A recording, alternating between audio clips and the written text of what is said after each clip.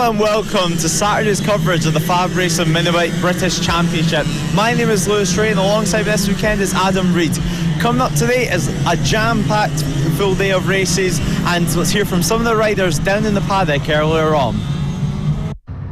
So we're here with Paul Haskins from LS2 Helmets. So Paul, why don't you tell everyone why you're here this weekend? I've been invited down here. We've been helping a few of the young riders for a few years now. People like Ollie Hall, Ollie Sims, Clayton. There's a few that we've been helping. So I've been invited down a few times to come along, and this has been one of my first 3 weekends where I could actually get down here to come and see what happens at FAB-Racing. So it looks fantastic so far. Yeah, I was about to say that. What is your first impressions of this paddock and this championship? Because obviously you help out quite a few riders here. The main thing with the paddock, I can't believe how busy it is and how many riders there are here. It's it's fabulous. And obviously I work at the BSBs and I go to GPs and World Superbikes and everything. So it's great to see young kids like this starting off that are building up and stepping stone through to these sort of things. Next step after here, I know now we have a lot of the riders at the BSB.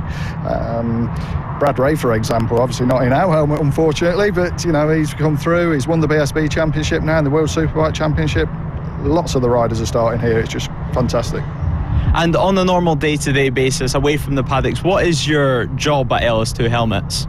I'm the sales director of LS2 for the UK, so I run the UK arm of it. So, as a company, we've been... Well, the parent company has been going for 33 years. LS2 as a brand has been going for 16 years. We supply helmets in over 105 countries now around the world. So I'm very honoured to be part of that in the UK. And now LS2 Helmets have sponsored the MotoGP 70 class, and now it's the LS2 Helmets MotoGP 70 British Championship. So what's it been like to have that involvement with a junior series and a real stepping stone to greater things? Well, same as I said earlier, that is the point of it. We want to help these young riders, and as they progress through, hopefully they'll be wearing an LS2 helmet.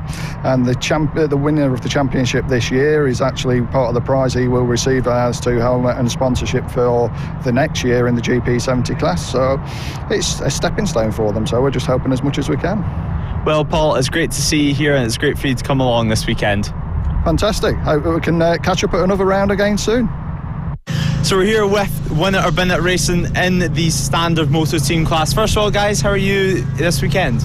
Yeah, good, mate. Got here at 25 past 10 last night, so just got through the gate before it shut down. Got all set up by 11 and good to go, ready to get out there. And I believe this is your second weekend here at FAB. Why don't you explain to everyone what you've been doing before you came to this championship? We've been racing CB 500s with Thundersport. Never done a full season, just like odd meets here and there, and just looking to have a bit of fun, really. And what's the motor team class like to race in? Yeah, it's really good, actually. Yeah, we really enjoyed Lids. The bikes are easy to work on, they're cheap, no complaints. Yeah. I'm having a little chat with your teammate at the moment. So how are you finding racing at Lid? What was your first and second round like? First round started off really poor, kept on having car problems, and tank rust kept on going into the carb. So it was just a weekend full of fixing carbs, really, but I managed to get good times and a few podiums, so it worked out well in the end. So, and just hoping today, this weekend will be the same. So. And what are you finding like moving to go-kart circuits on these pretty big motorcycles? To be honest, it's a lot of hard work.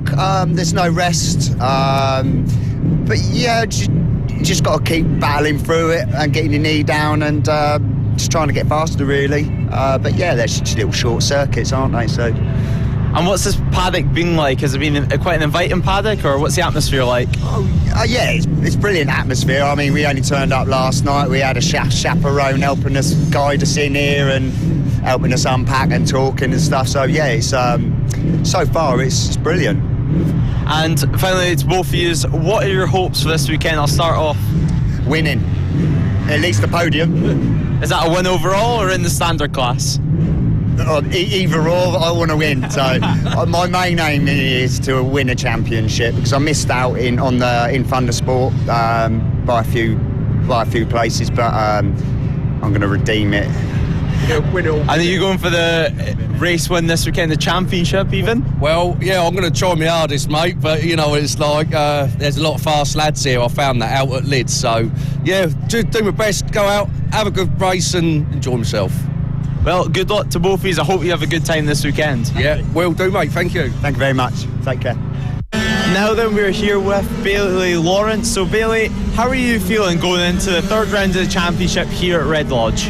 I think it's going quite alright so far. I prefer the pit bikes to the match kits a lot because I just gelled with them easier than I did with the match kits. And what's been the biggest thing since moving from the Mini GP 50 machine to the pit bike 140? What's been the biggest thing that you've had to change? It's definitely a much bigger grid, so you have to be more wary of what your surroundings because there's so much more people. Because on the 50s there was like 8 people on the grid, but here there's like 20 odd, and it's like, oh god. And has Taylor managed to give you any tips heading into this season? Of course, quite an experienced rider in the pit bike 140s himself. Yeah, he's definitely been one of my harshest critics. He's here today actually. He's not racing, but he's just watching the racing. But he's definitely been giving me a lot of pointers. And going back to last season, how do you think 2022 went for yourself? It went all right. I mean, like I said, the match kits weren't that much. I didn't really gel with them, but I reckon this season will be a much better season. And talking about this season, have you got any hopes or aims or anything going into it? I just want to at least get a decent amount of points for my first year and have fun. And now you've been to Red Lodge quite a few times in your racing career, so what is Red Lodge like as a circuit? It's a very twisty circuit, a lot of tight bends and some bends where you have to like flip real quick, and but it's a good track in general. It's a really good track. Well, we wish you the best of luck for this weekend and we hope everything goes well for you. Thank you. So we're here now with Charlie Huntingford. So Charlie, how are you feeling going into this weekend, and why don't you tell everyone what bikes you'll be racing on? Yeah, so heading into this weekend, I'm just here to have a bit of fun and play around on the bikes. I'm riding a MetroKit 70 and a KTM 85. And what's made you pick the Extreme 200 class and the Mini GP 70 class to come here and race this weekend? I picked the Extreme 200 class because there's a wider range of bikes you're able to ride and parts you're allowed to put on the bikes. And of course you're racing the British Talent Cup this season. The opening round of Silverstone has came and it's gone. So how did the first round go for yourself? Yeah, the first round went really well. We got started off with really good qualifying ahead of we had a really good successful Spain test. In the first race we were consistently in the front group, finishing 10th, and in the second race had a little bit of an error, hit a false neutral and came 14th, but overall really good weekend. And Donington Park is next weekend, of course, for the British Talent Cup Championship. So how are you feeling going into that? Do you feel prepared? Is it a circuit that you like? Yeah, Donington Park's my favourite circuit on the calendar. And we've just been speaking to Tom Oliver and he's been saying the new surface is absolutely awesome, so can't wait. And what makes Donington such a great circuit for yourself? The undulation of the track. I think that makes it so special compared to other tracks. And Red Lodge here this weekend, is this a circuit that you like?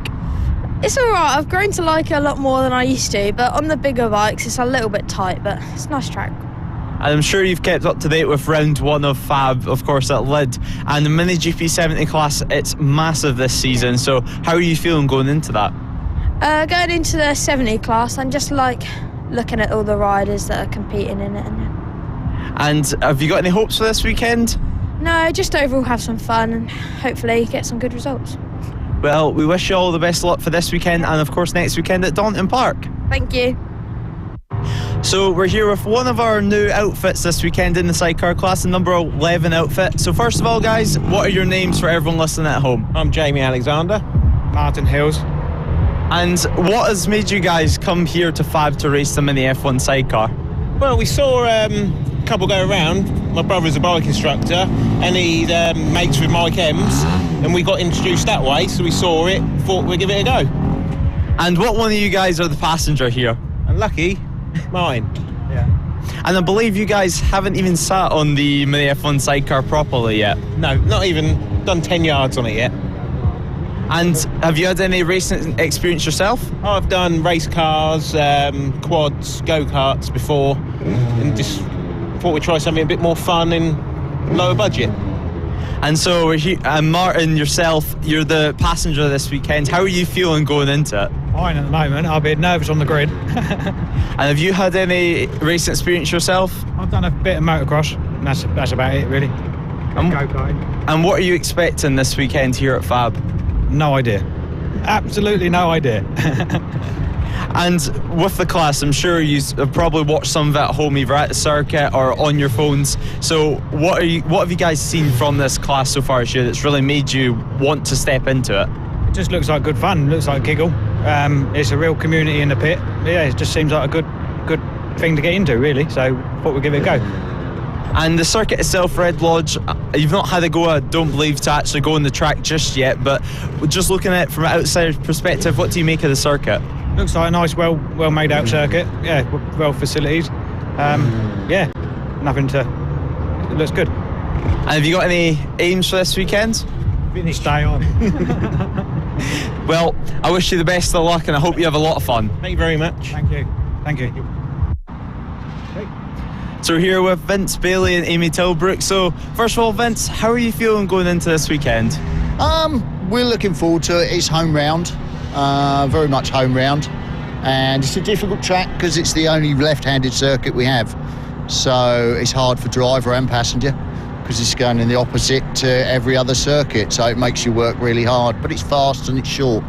So yeah, should be good. And if we go back to the first and second round at Lid, how was that as a circuit for sidecars, first of all, and how did that weekend go for yourself? For sidecars, we love it. It's a tremendous track, fast, flowing, open corners. It's a real joy on a sidecar. For us, brand new outfit. Charlie Ems has made us a brand new chassis. Mick Williams has turned us new hubs, and we've gone to a two-stroke. We've gone to a KTM 85. Which has really given us something to think about. It's very different to the CBR we had last year, totally different power delivery and a bit crazy, to be honest.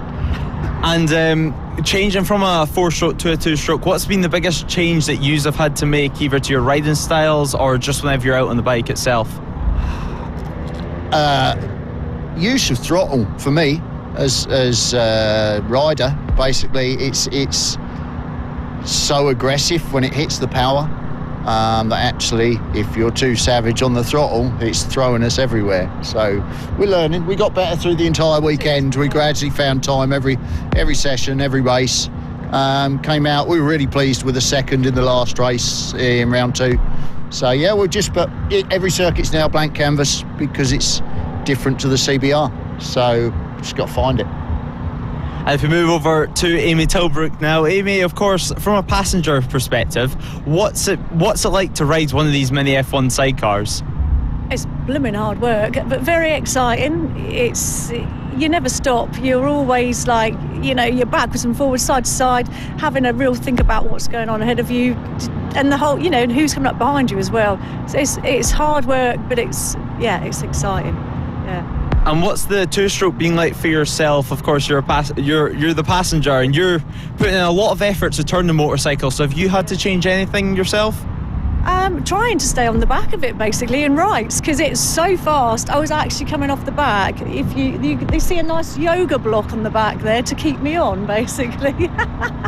So yeah, and we got air, didn't we, at Lid as well one time? It was power wheelie in third. It's quite a savage. So it's right. Engine. Okay, right. Yeah. Get on with it, cling on.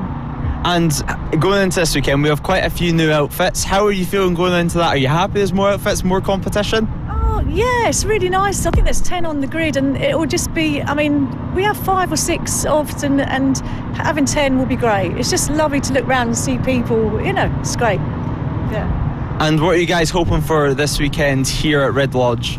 Just to do as best as we can, I think. Enjoy it and do as best as we can. Well, thanks, guys. It's great seeing you, and it's great seeing the partnership you guys have. Thank you. Thank you very much, nice guys. To see you.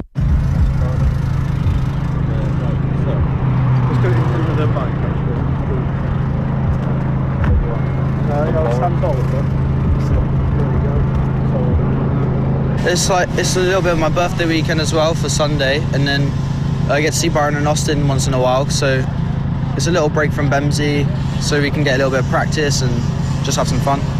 And going back to the first 2 rounds of the championship, how would you say Lid went for yourself? Obviously you had a crash in the final day of the weekend, so how are you feeling? Pretty good, a lot better than before. Definitely hurt that last crash, but yeah, I'm back, so I'm going to try push again and see how I do.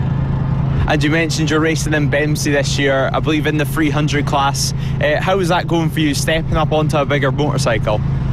Pretty good. I'm around top 15, so in the first race I've ever done I got top 10, so I'm doing pretty good.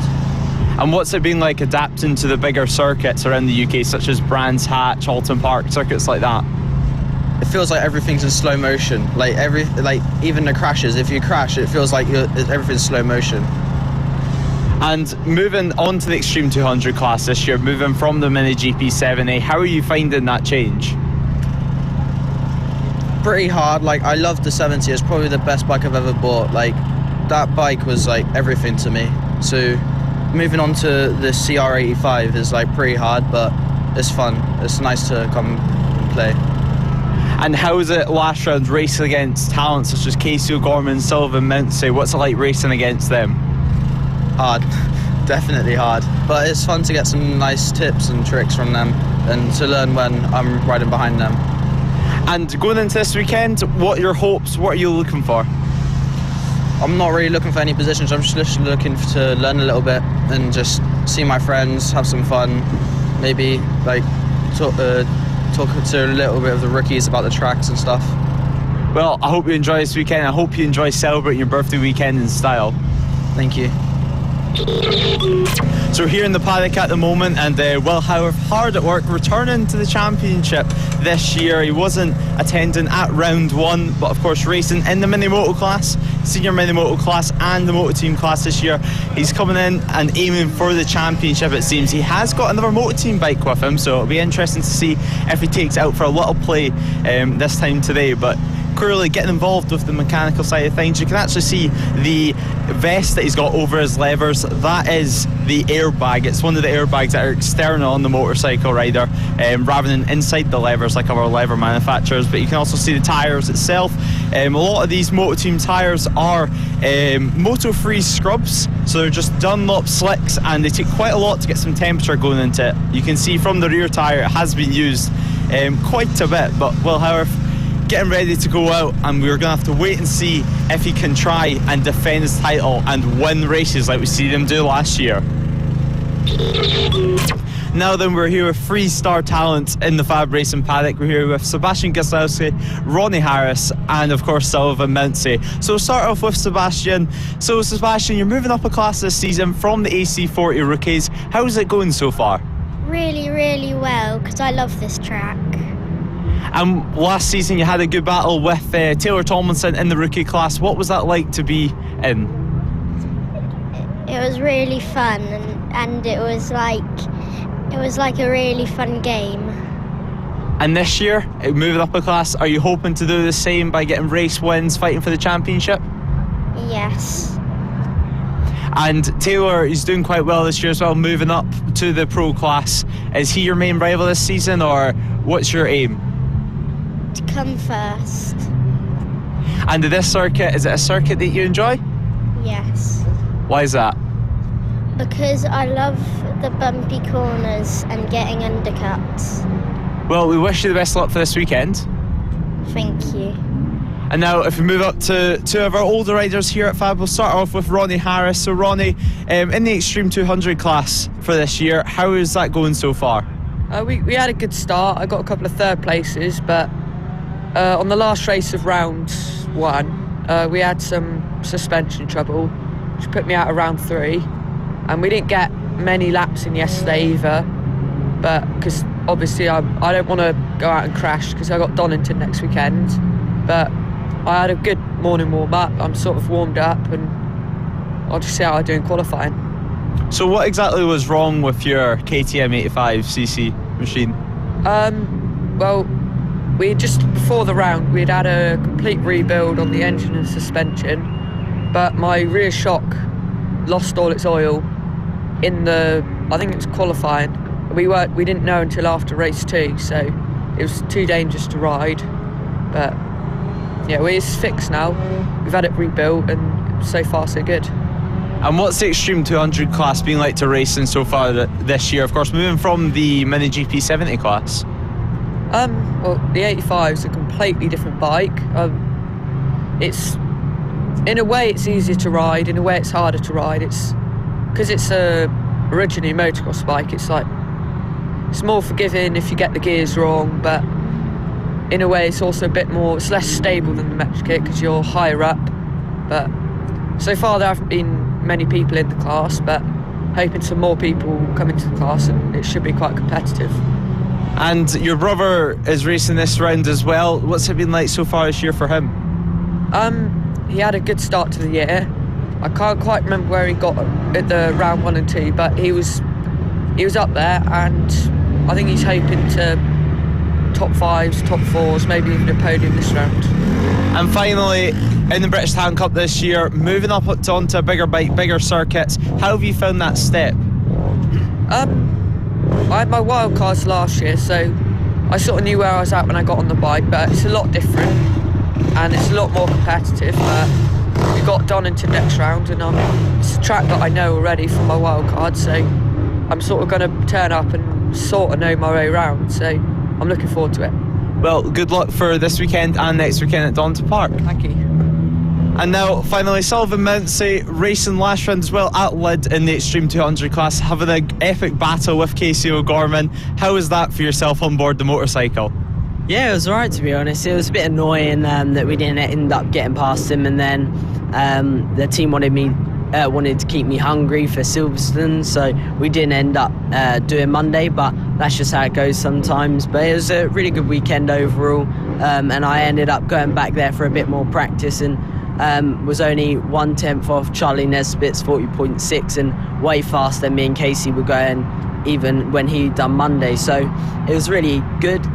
It showed the pace that I have around there, and it was just a fun weekend, good training, and just good time spending time helping Luke and a couple of the other riders like Seb, and just having some fun.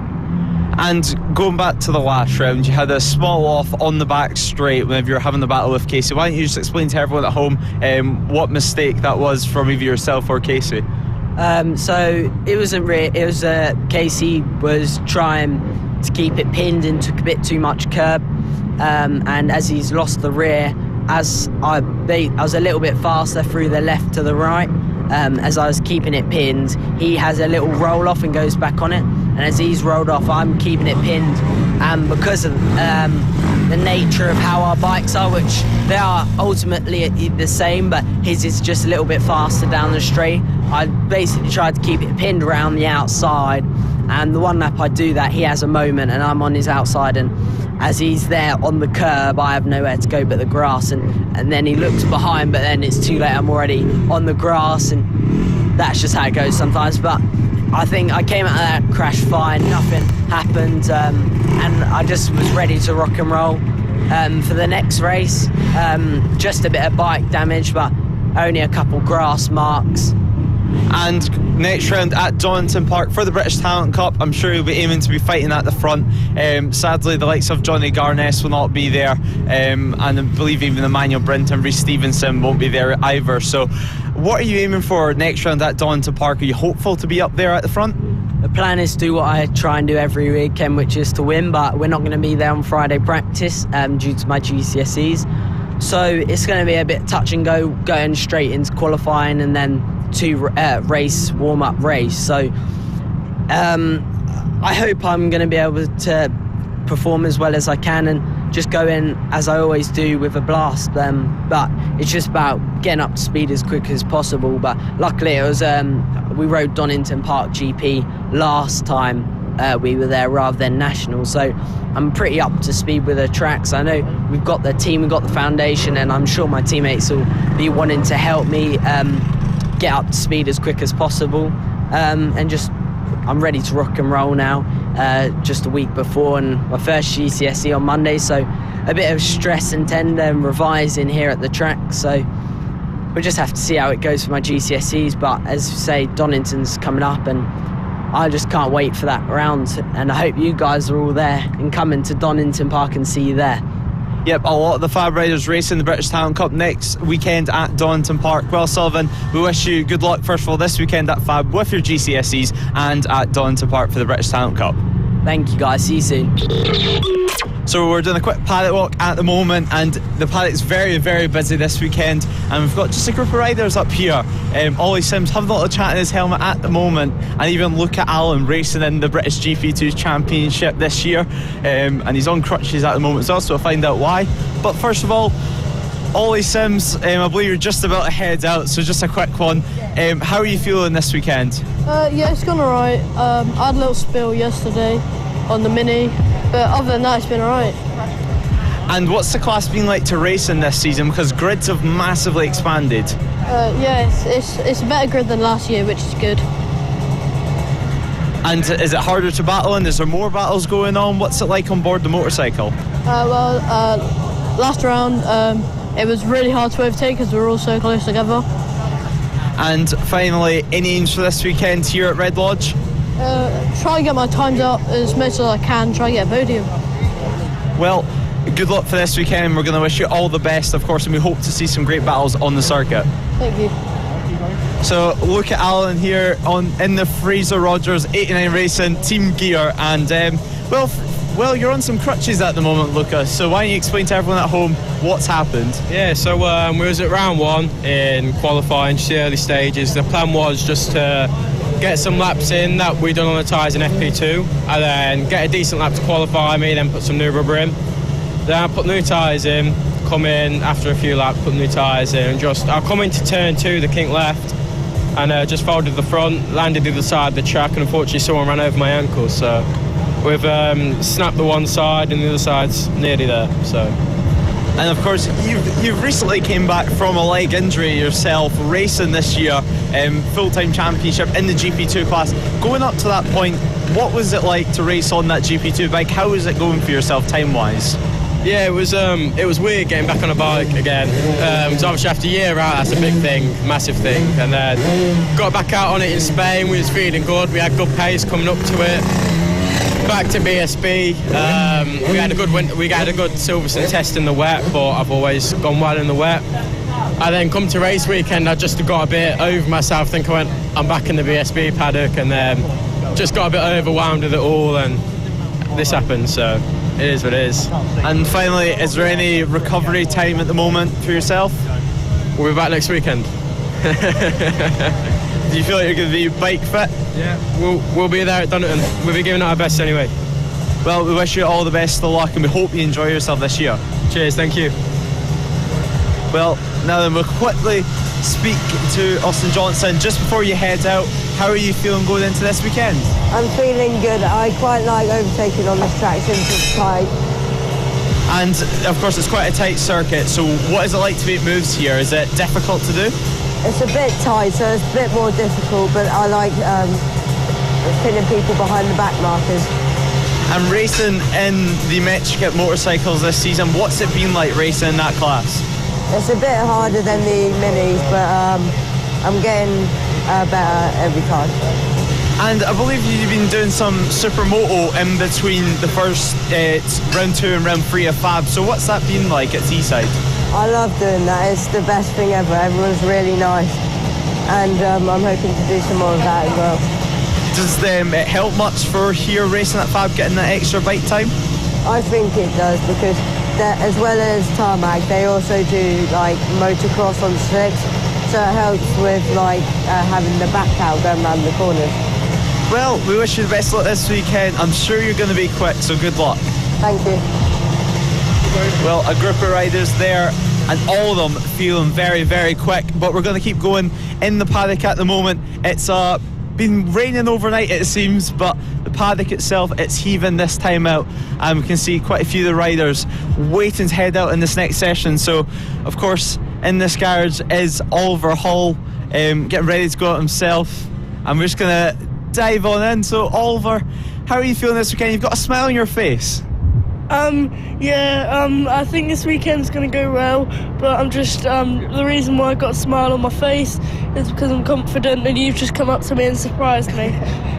Yeah, surprise, we put you on the spot, but how are you feeling going into this weekend?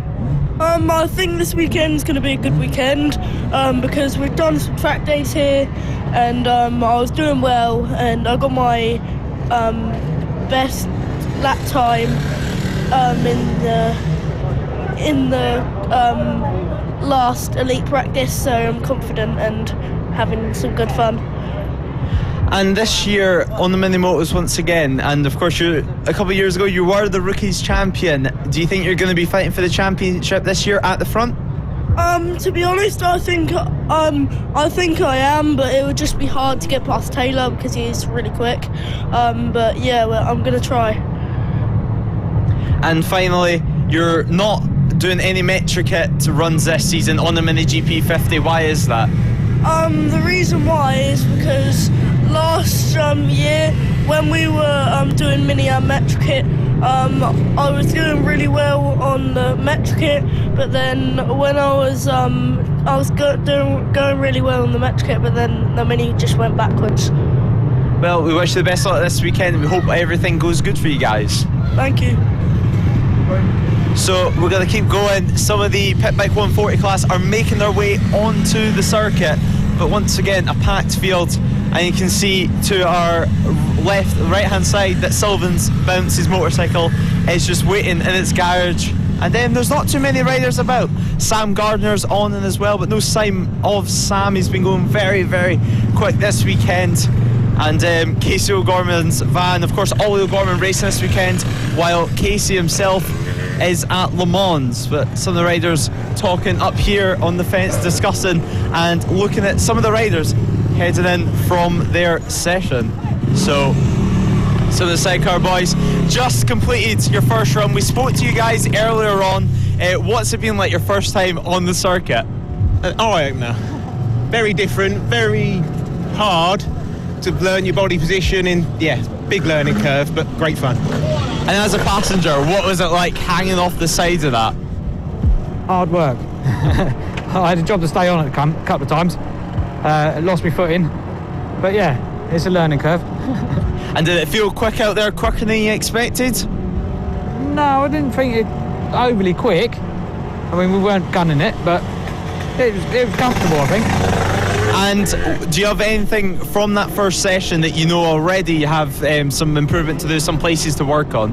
Yeah, change the gear, change position for my foot, change a different carburetor because it was spluttering, just little tweaks. It's never going to stop being tweaked, but yeah, we'll try the next session and see what we've got to change the next one. Well, cheers guys, it was great hearing from you. It's very interesting to hear the insight from the sidecar passengers just off the circuit. Nice one, thanks buddy. Thank you mate. Well, some more of the riders heading out on the circuit, and there's not too many people hanging about at the moment, but a lot of the young riders feeling focused, feeling ready and feeling confident for this weekend. But we're going to carry on our walk at the moment. There's not too many people hanging about, but we're just looking for some riders that we can have a quick chat to. So a lot of these guys in very, very professional awnings, and there is more people just over here in this awning. Some of the Minimoto guys. Minimoto's very, very popular this past couple of years. Hi guys, sorry just to crash in on here, but first of all, why don't you tell everyone what your name is and what class you're racing in? My name is Logan and I race in the pros. So that's Logan Cousins, I believe. So Logan Cousins, you've been a part of the Sarah Harris Racing School. You've got it on your levers. So what's that been like to race and help get support from this year? I don't know. Have they helped you much off the circuit? Yeah. Well, that's good to hear. So what's the first couple of rounds been like for yourself at FAB? What has the racing been like? It's been good actually. And what have you had much competition? Is it close racing out there?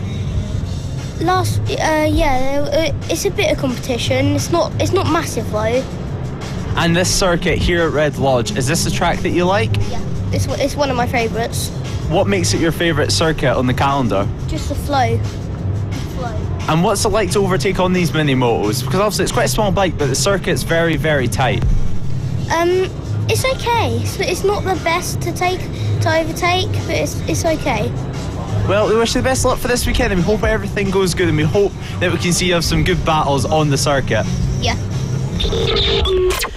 Hello and welcome to round 3 of the FAB-Racing Minibike British Championship. My name is Lewis Reid, and alongside me for this weekend is Adam Reid. So, Adam, how are you this morning, and how are you feeling going into your first weekend here at FAB? I'm feeling fantastic. I'm really excited for this weekend. It looks absolutely amazing to see all the bikes out there. It's an absolute joy to see some motorsport out there. So I'm really excited to see what these guys are about, because this is my first time actually at a bikes weekend. I'm more on the for the four-wheelers. So to swap over to two wheels, I'm intrigued to see what these guys do, and especially that they're on the road to the likes of MotoGP and the Bennett's British Superbikes. It's amazing to see what grassroots bike racing is like. Yep, great weekend, great atmosphere here this weekend. The paddock is absolutely jammed full, and you can just see some of the sponsor support in the event here at FAB-Racing, some of the riders walking about the paddock. But the final qualifying sessions are just getting underway at the moment, and I think you're going to be very, very impressed with the racing that we have here at FAB. It's fast, it's furious, and I'm sure you've caught up on some of the action from round 1 and 2 at Lyd, and I think you would have seen some of the grids here are absolutely jam-packed and they're full to the brim. Oh yes, I've definitely seen. So we've got some massive grids, around like 20 bikes. I do think it's absolutely fantastic. We're currently watching the Extreme 200 series, so we've got Richard Holmes-Williams currently on top at this stage. Yeah, Richard Holmes-Williams currently on top at this stage. 10 bikes are in the Extreme 200 class this weekend, but conditions this morning, well, they're not really what we were expecting. We were expecting slightly sunnier than this, but it's overcast. There's a slight bit of wind, but it's dry, and that's quite a good thing. Yeah, we had a bit of wet running yesterday on Friday, so that didn't provide a lot of knowledge for these riders. They more want the dry conditions. Pretty much what they want on the race day. It will just bring a lot of confidence to them, and they'll get a feel of what's to come for the preparation for the qualifying for the race, and this is going to be crucial, especially as we head further into the weekend. Yep, and this weekend we're going to have 30 races live here on the Motorsport Radio YouTube and Facebook channels, and the FAB-Racing YouTube and Facebook page. So a lot of racing to come. 10 races today, 20 races tomorrow, and still plenty of qualifying sessions coming up with just 40 seconds to go in this Extreme 200 session as Salvamanzi hits the top with a 45.912, and once again faster this time around, a 45.830 from Salvamanzi, so almost 4 tenths ahead of Richard Holmes-Williams, and Salvamanzi looking incredibly strong this weekend. So these guys are pretty much getting their final runs in here. I'm pretty sure the fuels will be pretty much all burnt down, and the tyres will be up to their optimal temperature. We just follow Sullivan making his way through the next corner, and he'll really have to tighten the bike up.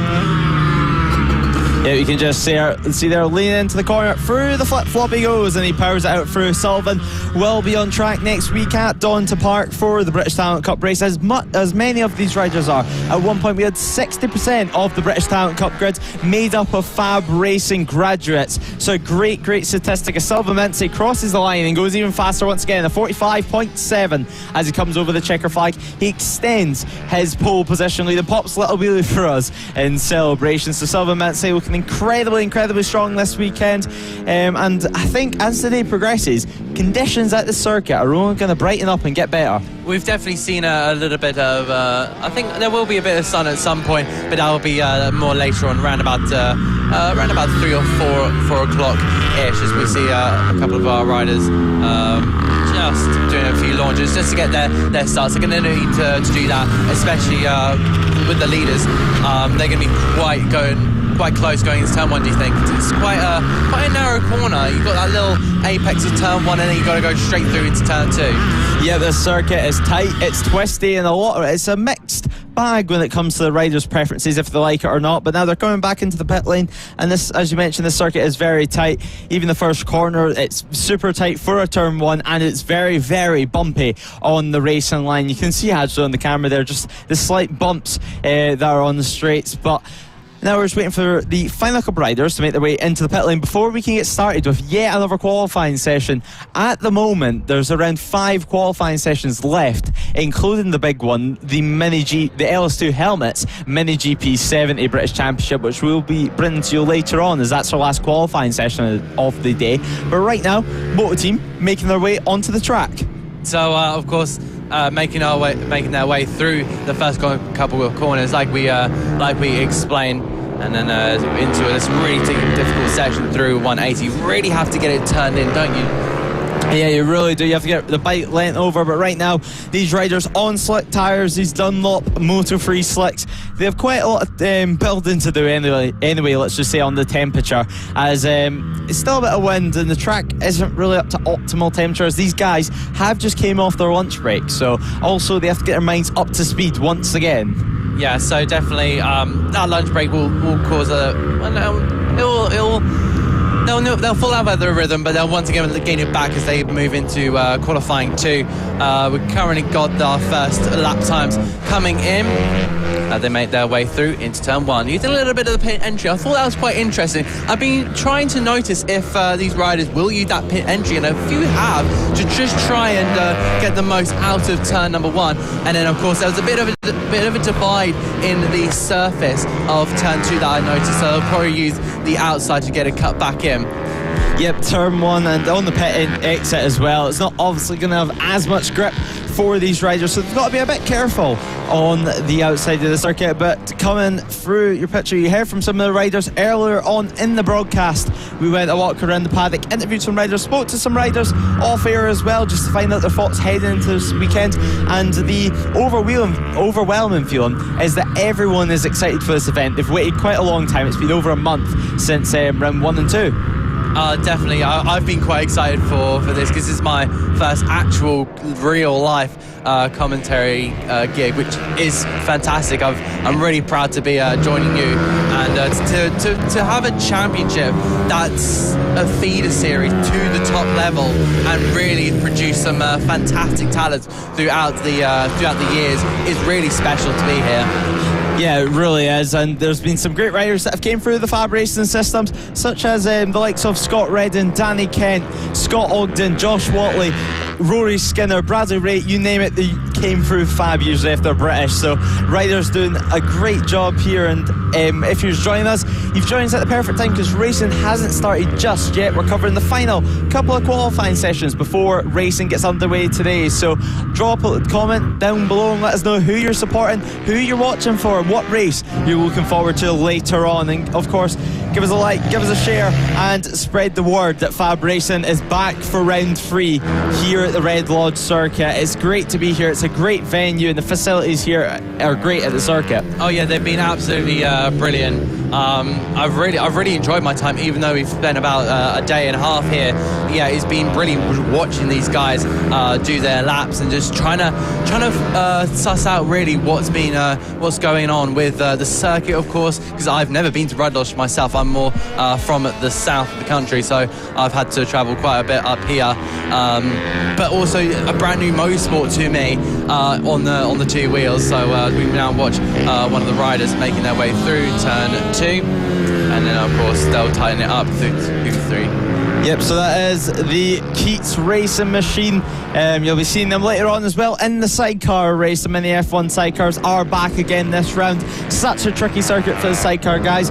Actually, all of these riders, they don't really get a rest around this circuit. This straight, of course, back here, it's a slight rest for the riders, but then you're hard on the brakes into the long left-hander at the back section of the circuit. You can just see the speed difference there from our provisional pole sitters, Team SFC Racing, and the Keats machine. You can just see the difference between the 2 riders there, but plenty of riders out in this field. Yeah, these guys they're 1.2 seconds ahead of our team's CFC Racing, but I'm sure these guys, again, like I said, they'll be building their confidence. They'll be trying to suss out like where they can improve, and I'm sure they would have gone over this during the morning. Yep, they've of course already had one practice and one qualifying, one earlier on today. And they also, some of these riders, if they've managed to get time off work anyway, have had Friday practice, because quite a lot of these motor team riders are adults and some of them just can't get the time off. But we await to see what SFC Racing can do. Of course, Will Howarth is back this round. He wasn't at round one, and just you wait and see until we get to the races to see how fast he is going to be. But we await for the session. 1 minute and 50 seconds remain. SFC Racing is at the top by 1.2 seconds, and right now it looks like someone's going to have to take a magical lap out the bag to be able to catch up to them. Definitely, they've been really showing their strong points, as you can see, making their way, using that pit entry, like I said. And you can see that they're almost like it felt like they're just lapping them. But I'm sure we'll see once the fuel burns, once the tyres are up to temperature, then I'm sure we could see a lap maybe matching that, but it will take quite a lot to it will have to be all guns blazing for the rider that does it. Yeah, it's going to be all guns blazing, and right now SFC is all guns blazing as they catch up to a couple more back markers, but there's a yellow flag out on circuit at the moment, and that is a rider down. So I believe that is the Team Martin team. So we're speaking to them actually earlier on in the paddock. They were looking forward to this weekend, and yeah, slight tip off for them in qualifying, but everyone looks all right. They should hopefully be able to get that bike restarted. Yeah, I was going to say, I don't think he can get that restarted. He's just trying to move that out of the way. Yeah, I think that is Team Martin done. So that's really unfortunate for the number 135. We just zoom out there and focus on our final corner. And we're down to about 30 seconds left in the session. Team CFC still up on top with the number one of TACME Racing, with Will Howarth in P3 in the number 96. Yep, so right now, this is your pole position, man. 18 seconds to go in this qualifying session. Provisional pole will be SFC Racing's, but the lead right now, 1.6 seconds over Team Acne Racing and Will Howarth in third. Team Pinky and the Brain in fourth position at the moment in qualifying, with Team Italia in fifth. So a great qualifying so far. The time is ticking down, and actually, Team SFC Racing will get another lap at this. The checker flag is just out now, and Dave Glover and Ernie and the Badger are the first riders to take the checker flag. So one more lap for the provisional pole sitter. So what can he do? As you see there, the checker flag is out, and I think all the riders, will be just trying to make their way around the last lap, see if they can do any more improvements. We just follow our provisional leader through that little tight section of the S's and down the Simpson Straight. And then you've got to keep it to the right-hand side before bleeding off the throttle onto the brakes and through the final chicane. Back onto the throttle, heading down the straight and across the line. It will be Team CFC Racing that will take pole position here at round 3 of Red Lodge on the Moto Team class. Yep, so SFC is on pole position in the open team class, and Team Pinky and the Brain in fourth position at the moment is your pole position men in the standard class. But the riders now coming back into pit lane, the marshals waving the yellow flag for them. But a great qualifying from SFC Racing on pole position, and yeah, it's great to see in the motor team class. Yeah, brilliant. Also, you just noticed that Will Howarth went up to second place with a 51.0, but that with narrowing that gap down to 1.1, but it still wasn't enough, unfortunately. But he will line up on the second row, I believe, as we just keep an eye here on the grid. So now we await for the next qualifying session to come out onto the circuit. It's going to be the Mini GP 50 class that make their way out. It's a massive grid. As you'll see the riders leaving the holding area, you'll just see the amount of riders. It was over 20 riders last round at the light kart circuit. A lot of different abilities in this class and a lot of great racing for them. So Archie O'Brien, what can he do? Can he pick up more race wins, and can Luke Fitchett do his usual and be an incredible defender? Yeah, these bikes look absolutely amazing. They're with their tails just coming out of the back of the riders. to make their way now around the circuit. Again, this is going to be another confidence builder through the early part of the session. We've got 7 minutes with this session. We just follow one of the riders making their way into the final chicane. That's a really difficult corner, because I've noticed on a track board that I did yesterday, the curbs are quite lifted, so you really don't want to be touching them, or the bike will go absolutely all over the place. I'm pretty sure they'll tip as well.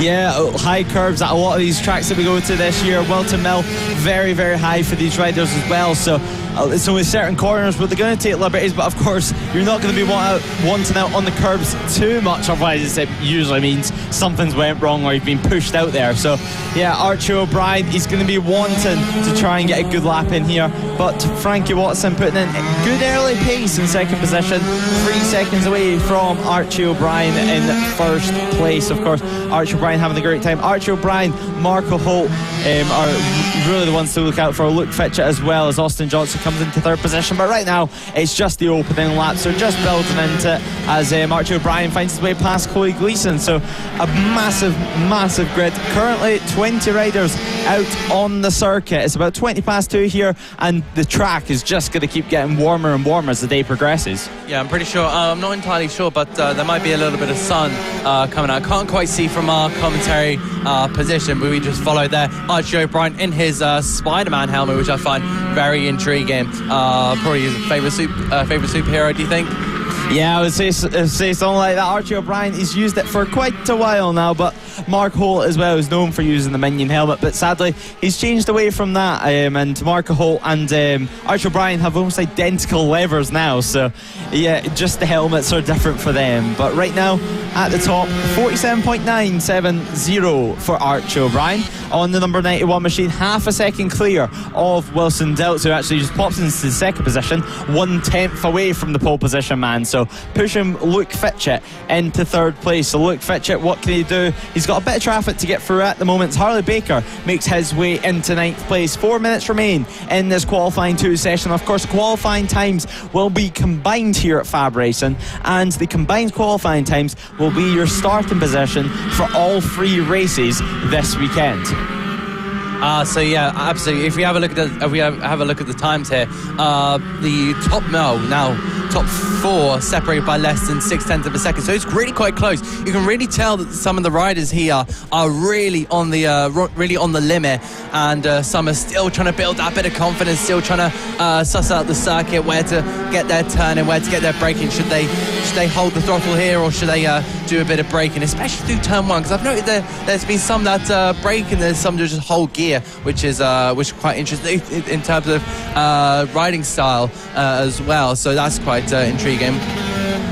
Yeah, but it's all about wherever they decide to shift it back, shift it down the gear, try to get a little bit of engine braking. But of course, these 2 strokes, not a lot of engine braking for them in general, to be honest. So what can Luke Fitchett do? Can he get pole position? Currently, Luke Fitchett all the way down in 4th place. We usually see him slightly higher in the podium places, but right now this is just qualifying. Can he get on pole with this lap time? We're going to have to wait and see. He comes around the final corner, he powers out through, he's in the power band, head tucked under the screen, and Luke Fitchett on pole position. 47.942 at the moment, 28 thousandths of a second ahead of Archie O'Brien. So Luke Fitchett, an incredible lap there from him as we're still in the early stages of this qualifying. Yeah, that was an absolutely fantastic lap, watching the number 7 just float through these corners and riding absolutely wonderfully.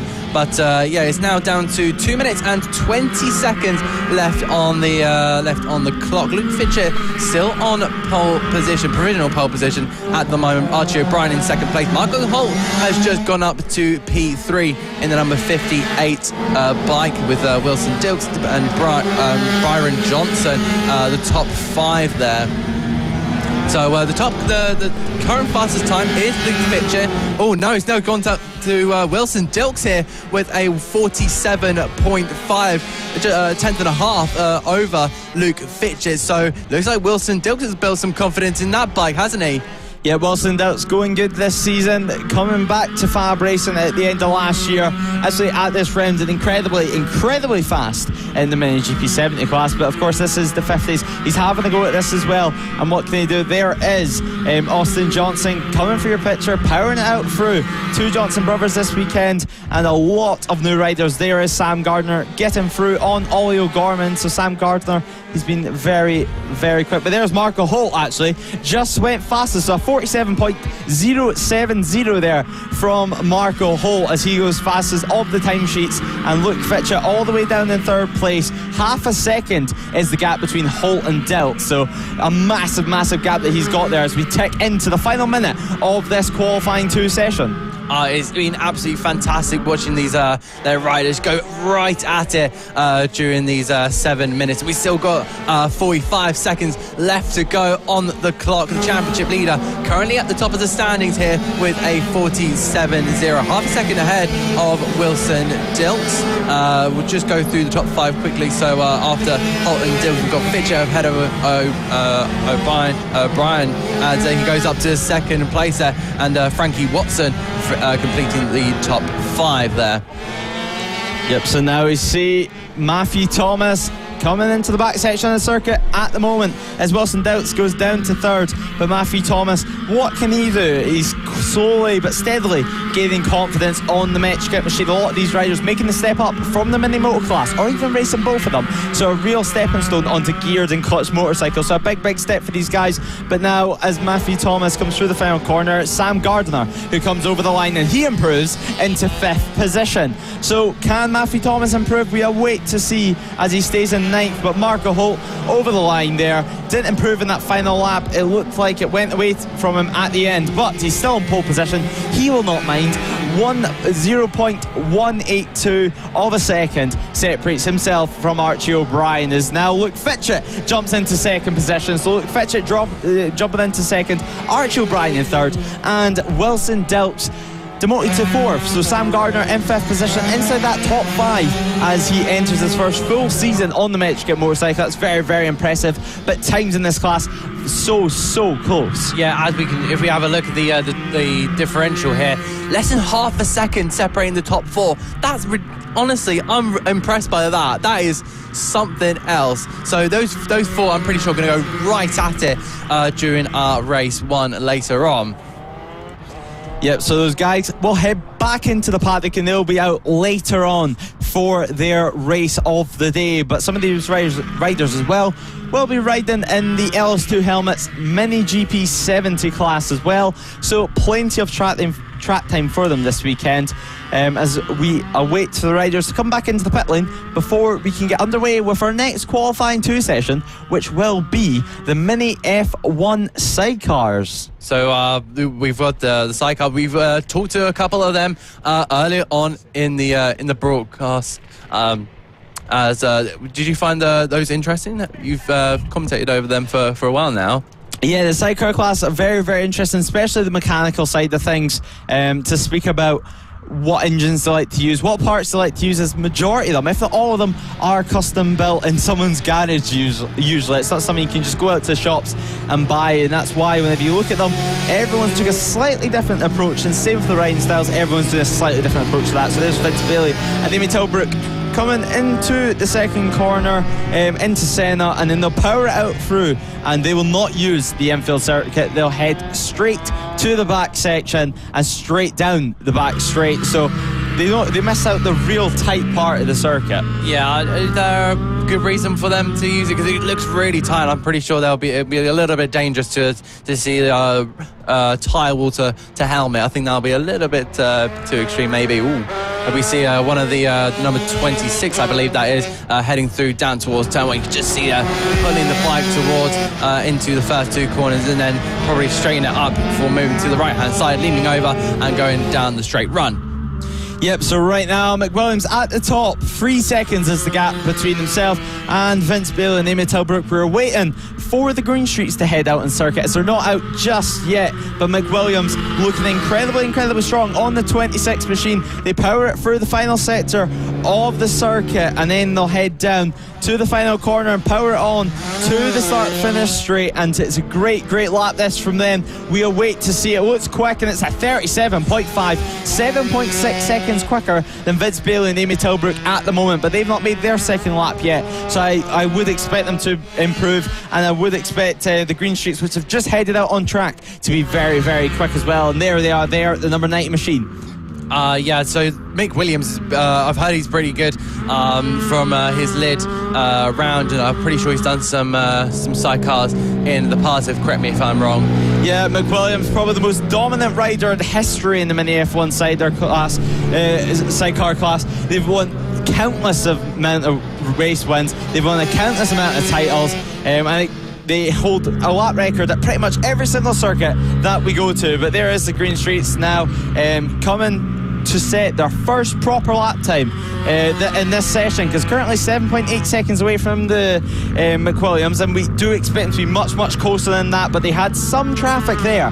But some new sidecars out this weekend. Iona Glover makes her return to Mini F1 sidecar racing. It's great to see her back as we come over the start finish line now. What can the green streets do? They go second position, 3 seconds away from McWilliams. So Jason and Leo Greenstreet, a great ride from them, and great teamwork as well on the much more modern approach to the Mini F1 sidecar. Yeah, so I'm guessing that these sidecars, that both pairings have different styles in terms of how you lean over or lean into a corner. As you see there, leaning into the corner, leaning right over, and then we switch to one of them pulling over to that left-hand side. So there's different styles to this, would you say? Or yeah, it's the same as what there is in normal motorcycle racing. Different styles, different approaches to everything. Some riders still like to use some of their knee and plant it to the ground, while others like to rely on putting their bottom out of the sidecar whenever they're going around the left hand side. That's why you'll see knee sliders on some of the passengers' bottoms.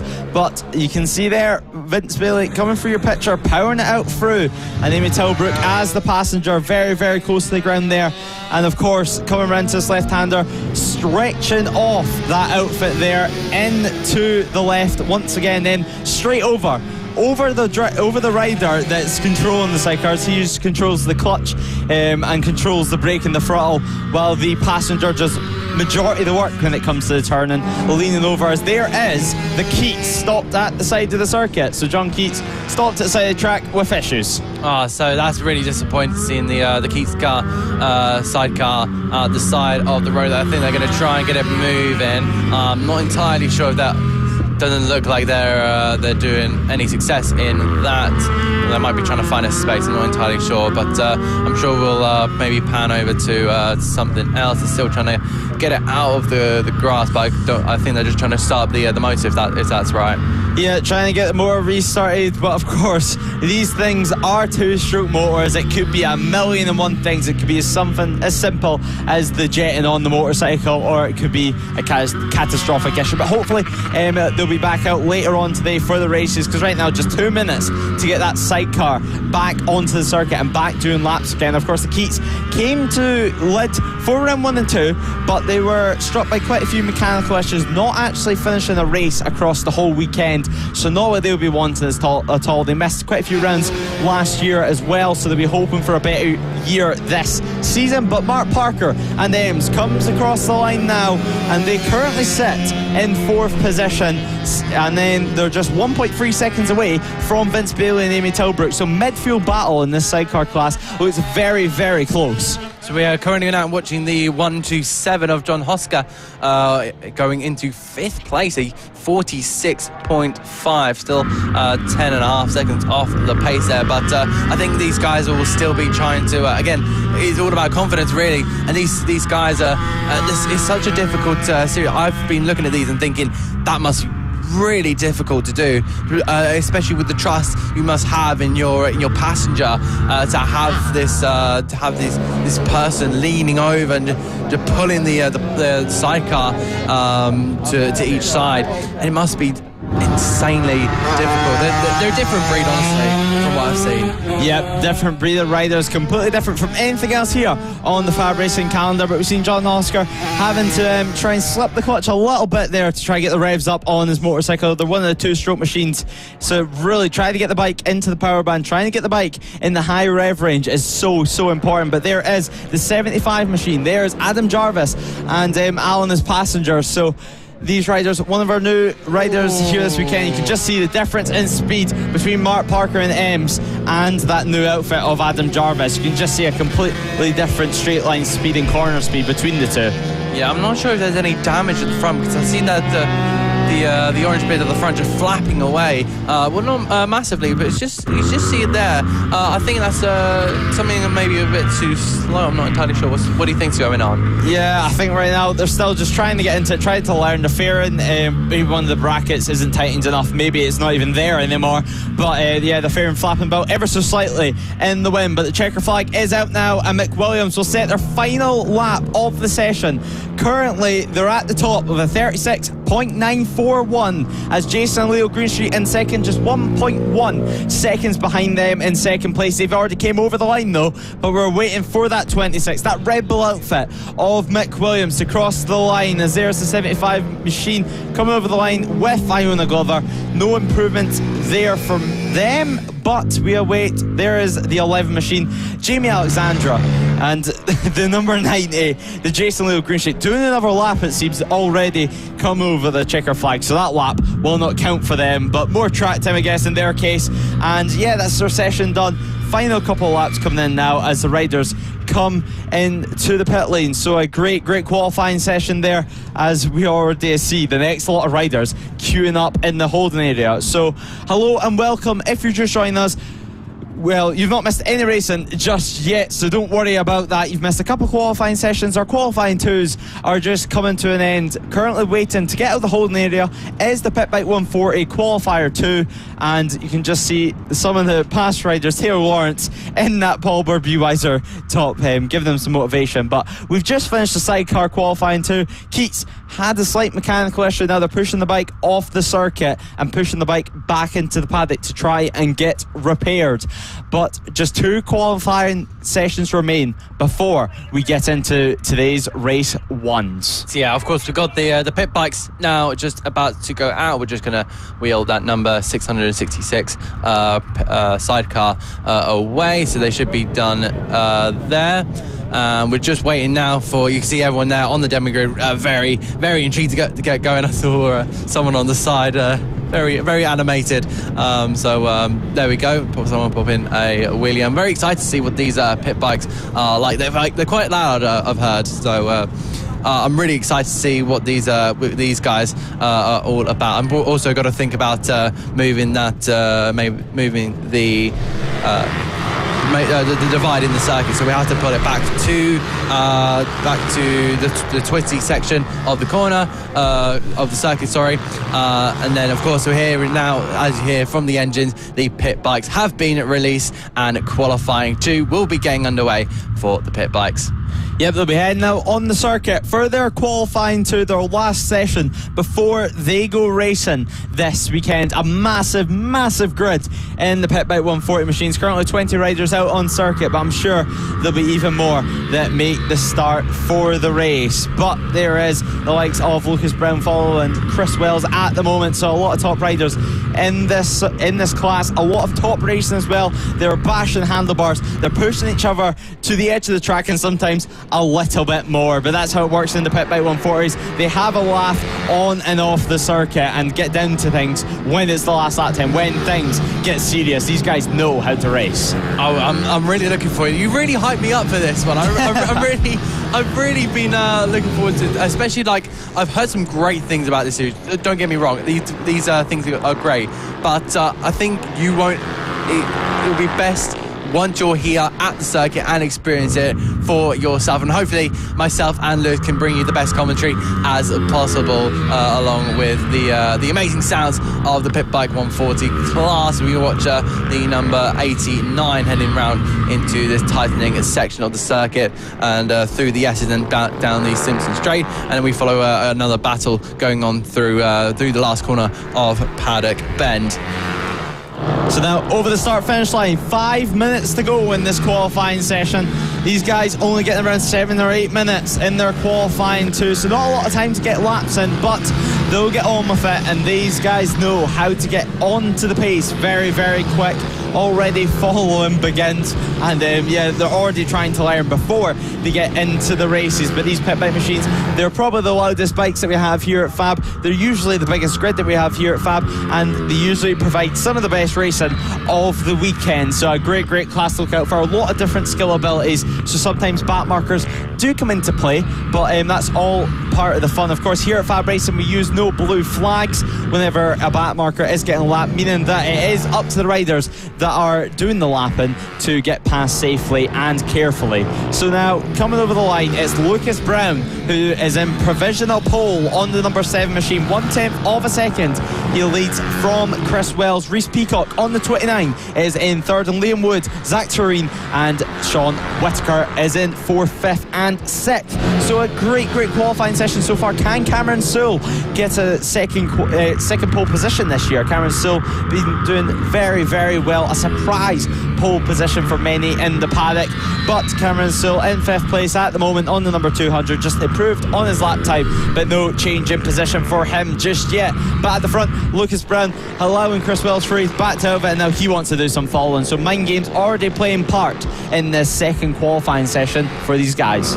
Yeah, these are already great. As we see the number 62 heading through the first corner. You talk about mind games, which I find really interesting. The fact that they're playing it at this grassroots level is absolutely amazing. They're already preparing for the future, and when they get into the professional stages and the big circuits like we talk about, Silverstone, Donington, Alton Park, all these grand circuits, you're playing mind games for a big championship. I love it already. They're already doing it at such a young level, and even with we've got a mix of adults and some kids as well. It's absolutely incredible to watch.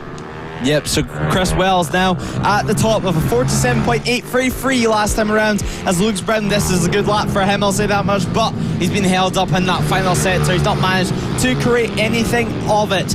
But now the riders coming across the line. Shannon King makes her way into 14th position on the 71 machine. Shannon King moving up from the senior mini moto class this year as she tries to progress to a bigger bike before she gets on to something bigger on bigger circuits later on in her career. But yellow flags are out at this track, so I don't think there'll be too much improvement this time around as Zach Tureen drops down to 6th place at the moment. So Zach Tureen's been going well. And there is Zach Tureen actually at the side of the circuit with some kind of mechanical issue. Yeah, it just seemed like the bike's completely stopped. He's on the side of the circuit. I'm pretty sure that looks like the entry to the pit lane. So I think he's just trying to get it going. And there we go, just following it round. So that looks like the final corner. So he looks like we've rejoined. Yeah, there you go. That looks like the curb on the exit of Paddock Bend. The bike stopped on him again at the side of the track. He managed to get going for a brief second, but it's died to him again. So maybe a carburetor issue there from Zach Tureen. But now the riders head their way through this back section of the circuit. At the end of the back straight, it's such a quick section of the track. Before we go into the S's, the 142 machine getting out of the way is some of the front runners in this class. But there is Cameron Sewell. There was our pole position man last time out, still in 5th place at the moment. But a lot of these guys looking incredibly strong. A lot of these guys looking so confident on these pit bike machines. They just throw it about into the corner from the left to the right and trusting everything on these hot, sticky, slick tyres as Lucas Brown trusts his tyres and makes his way into pole position by 0.6 of a second over Chris Wells. So the number 7 of Lucas Brown in pole position. Incredible lap there from him, and still 59 seconds left in this qualifying 2 session. So brilliant from Lucas Brown. Of course, like you said, with that on a plain sheet of paper, that lap looks really good. We didn't get to see it on the coverage, but I bet that was a really good lap. But you must have felt really confident in that lap. 40 seconds left to go in this session, and it's currently Lucas Brown ahead of the championship leader Chris Wells. Reese Peacock in P3 ahead of Liam Woods and Cameron Sewell. So that is your top 5, and we watch 2 of the bikes making their way down into turn 1, and I believe that is who that. Yeah, Lucas Brown there, coming through your picture, coming through the first section of the circuit, getting his way through some traffic on what will be his final qualifying lap of the session. Currently in pole position, and can he improve? A 47.216 was his best lap time of the session. Number 2 makes his way through the long left-hander. Then we get into the S's, and then he'll power out through as he heads home towards the line where the checker flag will be waiting for him this time around. Shannon King is just in front of him on the 71 machine. Will she hold him up any on this final sector of the circuit? He powers out through, uses all the curb and then some, and now comes over the line, and a 47.9 that time around. So not what he would want for that final lap, but still incredibly fast, consistently in that 47 bracket, which seems to be the race pace for the Pit Bike 140 class. Yeah, so brilliant lap there, but it will be Lucas Brown on top of the standings here, ahead of Chris Wells and Reese Peacock. So not many improvements there on the last last minute of this session. So there you go, a couple of riders left to cross the line, that being James Ratcliffe in the number 40 and Bailey Lawrence, who finishes in P12 in the number 9. So there you go. There is your. Should we have a roundup then? Lucas Brown on top in the number 7, ahead of Chris Wells and Reese Peacock. Liam Wood and Cameron Sewell, P4 and 5. Sean Whittaker in 6th, ahead of Darren Anderson and Zach Torain, with Keaton Payne, Josh Bissonnetti in P10. Yep, so great qualifying session there. The riders make their way into the pits before we await for this next class to come out, and the next class that will be out will be the LS2 Helmets Mini GP 70 British Championship, but still about a minute probably until they can be released from the holding area as the Pit Bike 140 class make their way back into the paddock, back into the pit lane to have a little chill before their race later on today.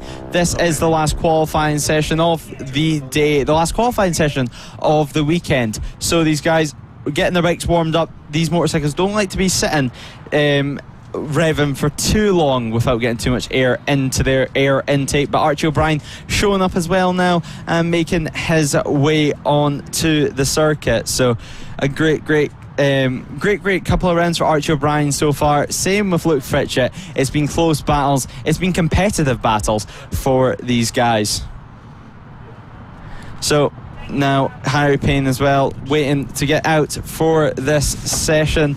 Final checks are being done as now they make their way back onto the track today. They were out earlier this morning before the lunch break, and now they make their way the LS2 Helmets Mini GP 70 British Championship. It's their qualifying too. It's their time to shine. Who's going to get pole position? Well, we're only going to have to wait 7 minutes to find out. Some of the Danny Webb GP camp riders are in this class, are competing this weekend, and are looking very, very competitive and strong so far. So far we will wait, as there's been no laps on the board just yet, but these riders are so quick, and that is why they're in the premier class here at FAB-Racing. Yeah, this Mini GP 70 class looks really cool. I love a lot of the designs that I've noticed, especially the number 11 of Harry Payne. So I've been quite intrigued with his design. A lot of these as we fly through down the main straight heading towards turn 1. And what do you think of the liveries? Because I've been there's quite some eye-catching ones out there. Yep, it's a lot. It's quite easy to notice these guys out on the circuit. A lot of different liveries for them, as there is Ollie Sims. Quite easy to spot as well. Green, red and white for him, as Wilson Dowds goes slightly wide there on the exit. It looks like he just was too high of a gear and wasn't in the power band. But a slight battle almost forming here in qualifying. A lot of these guys wanting the toe, wanting that slipstream down these short straights, and these guys will do anything just to follow. As you see there, Luke Fitchett running slightly wide there on the exit, and now lets Ollie Sims through. So he doesn't want Ollie Sims watching him there in qualifying, and now he has probably about half a second in front of him that he can gain on and chase during this first flying lap, as Archie O'Brien goes top in this session, a 46.2. So already for these guys, already for these guys. They're faster than the pit bike 140, but there is Luke Fitchett, the number 7, making his way through the infield section of the circuit, through the 180 degrees hairpin, and then they'll flick it to the left and power it down the straight run down to the long left-hander, where it looks like Luke Fitchett has gained very, very quickly there to Ollie Sims. A late apex looks like now he's been held up, so it wasn't enough of a gap that Luke Fitchett left himself as they come through the S's. He's going to have to make a pass, or he's just going to have to back out of it and try to find more room, because it clearly shows that he's quicker, especially at that back section of the circuit, compared to Ollie Sims. But now coming over the line, Luke Fitchett, 4th, 5th position now for Luke Fitchett, so held up in that final sector didn't help him there at all. Yeah, not at all. We've got an incident at the moment. Wilson Dilks some issues. So it looks like Wilson Dilks is down. Not sure if that's mechanical failure. I think he's just gone down. So it looks like the number 85 will now get back on its way. Just have to get that motor started. Is that motor started up? I'm just asking myself. But we rejoin the action back with Archie O'Brien making his way now into the last corner. Oh, we got an accident here, and I think that's Austin Johnson. Austin Johnson is down. He's currently sitting in P3. Oh, that's a bit of wheel spin there on the back wheel, so he's just trying to get that recovered, and hopefully he'll be all right. Just trying to move it up to the centre, and I think that the bike's still in gear at the moment, so he's just trying to find neutral, which sometimes is half the battle after you've had an incident, is getting the bike in neutral. And I think that the trying to see a couple of problems. I think that the rear looks locked in. There you go, he's got it going, and I think the chassis is quite a little bit broken. I thought it would move in a little bit, so just trying to get that underway. A bit of grass there as well. We switch back to the current pole sitter, Archie O'Brien, making his way down towards turn number 1 there, onto the brakes, and then carrying a little bit of a throttle there to power his way into turn 2, tying the bike up for making his way through the next couple of corners, and then into 180, get the car, the bike, slowed down and through in towards the Warren. Get the bike once again, turn in, and then heading down the longest straight on the circuit, onto the brakes now, and get the bike out wide a little bit, heading towards the centre before turning it back in. So now we await to see yellow flags wear out in that sector there, so it's going to be interesting to see if he can improve on anything there. So Archie O'Brien, final sector, he powers out through the number 91, he leads by 6/10 of a second in his qualifying session, now 7/10 of a second. The 45.559 from Archie O'Brien's Spider-Man helmet is doing superhero lap times, 7/10 ahead of Luke Fitchett at the moment, who just slots into second place ahead of Marco Holt. There is Marco Holt, a new helmet for him this year on the 58 machine. So Marco Holt just 7/10 away from pole position, 2/10 away from Luke Fitchett. So it's heating up at the front, and it looks like it was his back sector where Austin Johnson had his slight crash, and there is some of the marshals making their way off the track after helping Austin Johnson. So slightly lost the front going into there, and just some slightly broken fairings, it looks like. So not too much damage there from him, not too much worry, I wouldn't think, for the next race coming up later on today. These guys will be the final race on the programme for today's action, so a big build up to their race, and a big build up to the end of this qualifying session, which just has about a minute remaining. Yeah, so some fantastic action going on as we continue with Marco Holt making his way through the Warren. Is it going to be a good lap time?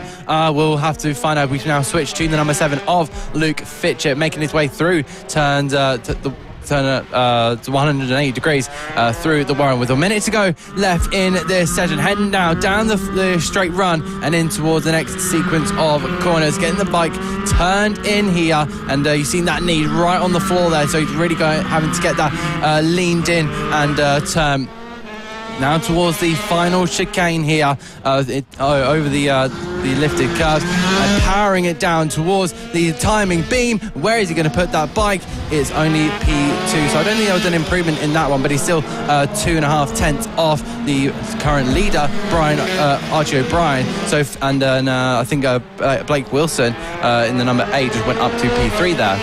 Yep, so 9 bikes out in this qualifying session. There is Luke Fitchett still on the circuit. He has one more lap at this, a personal best last time around, to a 45.755. Can he improve on the number 7 machine? Can he get that all-important pole position? He has 2 tenths to make up on Archie O'Brien on this lap. He's going to have the lap of his life around this Red Lodge circuit. The number 7 going for pole. Can he catch up to the number 91? He powers it out through. He heads to the line. The checker flag is waiting, and no, he cannot. But it was a 45.723, a personal best. So constantly improving, 2 tenths of a second separating the pole position man to second place. And there is Austin Johnson remounted on his bike after managing to get it restarted. So good end to that qualifying session. Yeah, so brilliant for our 9 riders out there. Archie O'Brien putting it on top of the leaderboard there, ahead of Luke Fitcher, James Wilson, Blake Wilson, and Marco Holt. Bill Harris there in 5th, ahead of Harry Payne in the number 11. Ollie Sims in the number 73, currently in 7th, with Austin Johnson and Wilson Dilt. They'll be rounding out our riders for the MK Mini GP 70 class. Yep, a great qualifying session there. Wilson Dilts will start in our final position there. So a good qualifying session actually from Harry Payne, who's getting his confidence back up from round 2. But of course, that was the Premier Class. That was the LS2 Helmets Mini GP 70 British Championship. So a great qualifying session from them. And the last qualifying session of the weekend. And now already we're getting into what is going to be the first race of the day. So hello and welcome if you're just joining us. You've not missed any racing just yet. We've been on air for around an hour now, and we've had plenty of time to show you some of the riders and plenty of time to show you the final action in these qualifying sessions. So now the build-up's over and it's all time and all talk stops now, as the talking is going to be done on the circuit. Oh, absolutely brilliant. It's time to get racing here at Red Lodge Kart Circuit. We see our mini bikes just out there. A few banners of our wonderful sponsors out there on the circuit, and a few spectators around. Hopefully they've been enjoying the action as much as we have here in our commentary position. And what do you think about the first race of the weekend, really? Yeah, the first race of the weekend, a big build-up for these guys. It will be the AC40 Pro class who'll be heading out, and these are, the intermediate class of the Mini Moto racing. It's a big class for these guys. A lot of riders making their move from the rookie class. A lot of these riders, they've only been racing for a couple of years, so certainly pre-race nerves, they'll go nowhere, and they never will go anywhere, but it's just finding a way for these riders to deal with it. So it's really at this moment where revs will build pretty soon as we await for them on the grid, and tension will certainly be rising, and nerves will certainly be rising inside of them. Still young riders, still young minds, and still with a lot to learn. So every single race is a learning experience for these guys. I think that's probably the best thing to see, is seeing these riders develop throughout the seasons. Yeah, it will be. It's a great experience, like feeling all this adrenaline and all these feelings that you normally get for any rider during a weekend like this. So it's going to be quite crucial, making sure you're confident on that circuit, making sure you're happy with your preparation, everything you've done throughout Friday, throughout this morning and afternoon here on Saturday. This will all be put into the final 3 events of your class, which is the races, and I'm really excited to get into the main racing action. I can't wait to see some handlebar to handlebar action on these 2 wheels. Yep, so Noah Gilroy's bike in the paddock at the moment. No one surrounded it, no one around. Pretty much a ghost town there. Probably inside their van or the caravan, having a little discussion about their qualifying session, have a little discussion about what's next, what's the plan for the race, what changes he wants done on the motorcycle. And it's really something that you start learning at a young age, trying to learn what the suspension does, what the bikes do, what the throttle does, what grabbing the brake does to your motorcycle, what slowly but gradually pressing your brake does. It's really just try and learn these riders the skill sets that they're going to need in 10-15 years time when they're in their professional career, because of course these are the class of tomorrow, these are the riders of tomorrow for the UK. You're watching it here first on the Motorsport Radio Facebook and YouTube channel, and the FAB-Racing Facebook and YouTube channel. It's the first day of running here at round 3 here at Red Lodge for the FAB-Racing Minibike British Championship. We've had 2 rounds so far this year. It was a double header round, and wow, it was jam-packed with action. mention, there was a lot of races, 60 races in one long weekend. Oh, that must have been absolute hectic action. You must be running around like everywhere. I can imagine. Because I was here yesterday doing all the setup stuff, was looking at all the shakedowns and the practices. So I can't imagine what the round 1 and 2 was like there, especially down at Lid. Yep, hectic for all the riders, and a completely different circuit to what we have here at Red Lodge. Lid, especially for these bigger bikes, it's not too technical. There's some chicanes, and majority of it is just fast and flowing for these riders. While, for example, we go to the likes of Red Lodge here, and it's tight, it's twisty. Of course, the mini motos though at Lid, if you watched our coverage, if not, you can watch it back both on television now and on the YouTube channels, as I said earlier. You can watch it back, and you'll see that the mini motorbikes use the infield section of the circuit, while here it's tight, it's twisty. It's pretty similar to that. So for these guys, for the mini moto classes, not too much change, but certainly for the pit bike 140 riders in the bigger classes, it's going to be a lot for them to cram in. It's going to be tight, it's going to be close, and I'm sure we're going to see some great racing. I'm really, like I said, there we go. They all get released out onto the grid, so I'm sure they will be finding their grid slots. We all see, of course, making their way into their provisional slots. And hopefully we'll be getting a rundown of the grid, which will be very much useful to us. But yeah, what do you think will happen during this first race of the weekend, really? Yeah, we're going to have to wait and find out. Taylor Tomlinson, though, will be starting in pole position for this race 1. And he's looking very, very strong. And alongside him on pole position will be Sam Gardner. And Sam Gardner starting on pole position, starting in second position on that 56 plate. Logan Cousins begins the race in the second row of the grid in third place with Nicholas Dunwoody alongside him. Josh Perkins lines up in fifth place on the number 30 machine with Preston Baker, Oliver Hall and Liam Lindquist in 6th, 7th and 8th.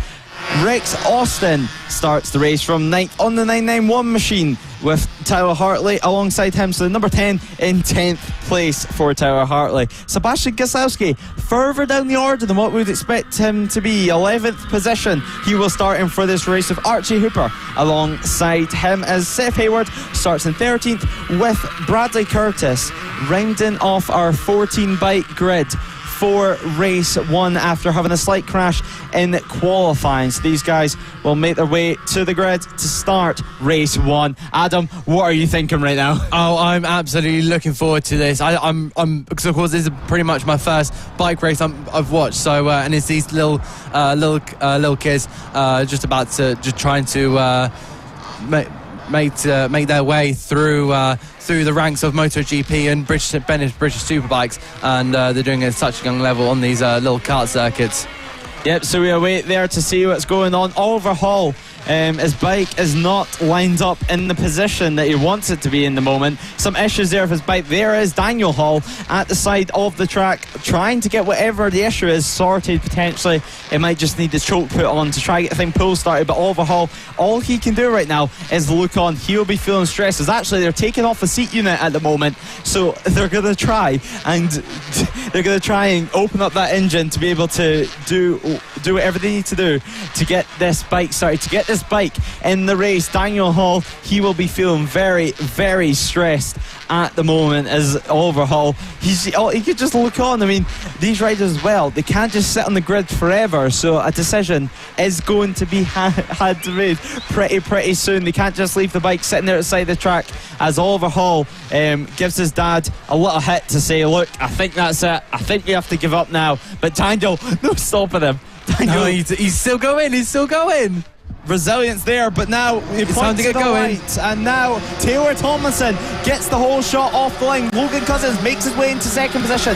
Sam Gardner in third place on the 56 machine, but Taylor Tomlinson leads the way. Sam Gardner making his way back into second. A great start there from him. Josh Perkins in fourth place as well. Good start from him as Bradley Curtis makes his way up the order currently, but Rex Austin there coming for your picture. Sam Gardner continues to battle for that race, ladies. He's been looking incredibly strong in this AC40 Pro class. Can he take it to Taylor Tomlinson, last year's AC40 rookie champion?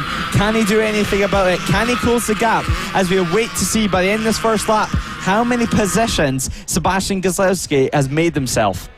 Brilliant start there from Taylor Tomlinson. If we make it our way in towards the final corner, he's just behind, I think that's Sam Gardner just in behind him. They're starting to build a little bit of a gap towards the rest of the field here. They head over the starting time and towards turn number 1 there. You can see a bit of quite a big gap there, quite a sizable gap there. So they two will probably be battling it out in the next couple of laps, but they'll have to be aware not to battle too much. I'm pretty sure that's going to start to fall back into the pack, and that's not what they are going to be wanting. Yeah, it's not what they're going to be wanting. At the line last time around, the gap between the front two and third place man Logan Cousins was 1.4 seconds. What can Logan Cousins do? Can he stretch it?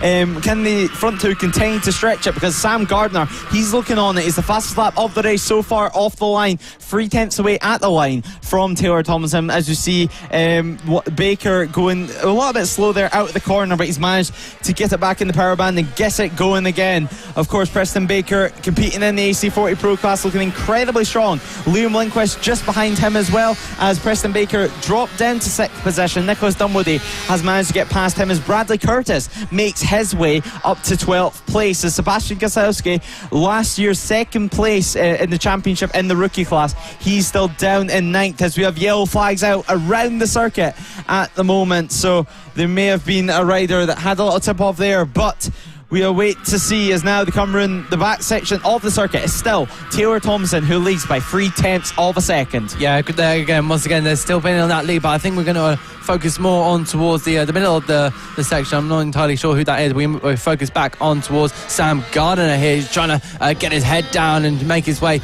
towards etching towards Taylor Tomlinson, but Tomlinson, I'm pretty sure, had by 2 tenths of a second, had a faster time over Gardner there, but he'll make his way now in towards this little section here and around 140 degrees, and then back on towards this little cambered section. The track will fall away from you on the left hand side there and in towards the Warren, and back down the straight run. Yep, down the straight run they go now, into the left-hander, crank it over to the left-hand side of the tyre. You can just see the bumps there, and the bumps actually sending Sam Gardner a little bit wide, so 4 tenths of a second at the line last time around. I can almost guarantee you it's certainly going to build there, but can Sam Gardner build it back up, and can he close that gap, because he's really going to have to get pushing. He has a nice marker to follow, which is a good thing. Fastest lap of the race goes to Sam Gardner, 49.553, 3 tenths of a second away from Taylor Thompson. So one thing's for sure, and that is you cannot say he's not trying. Yeah, absolutely. I love seeing these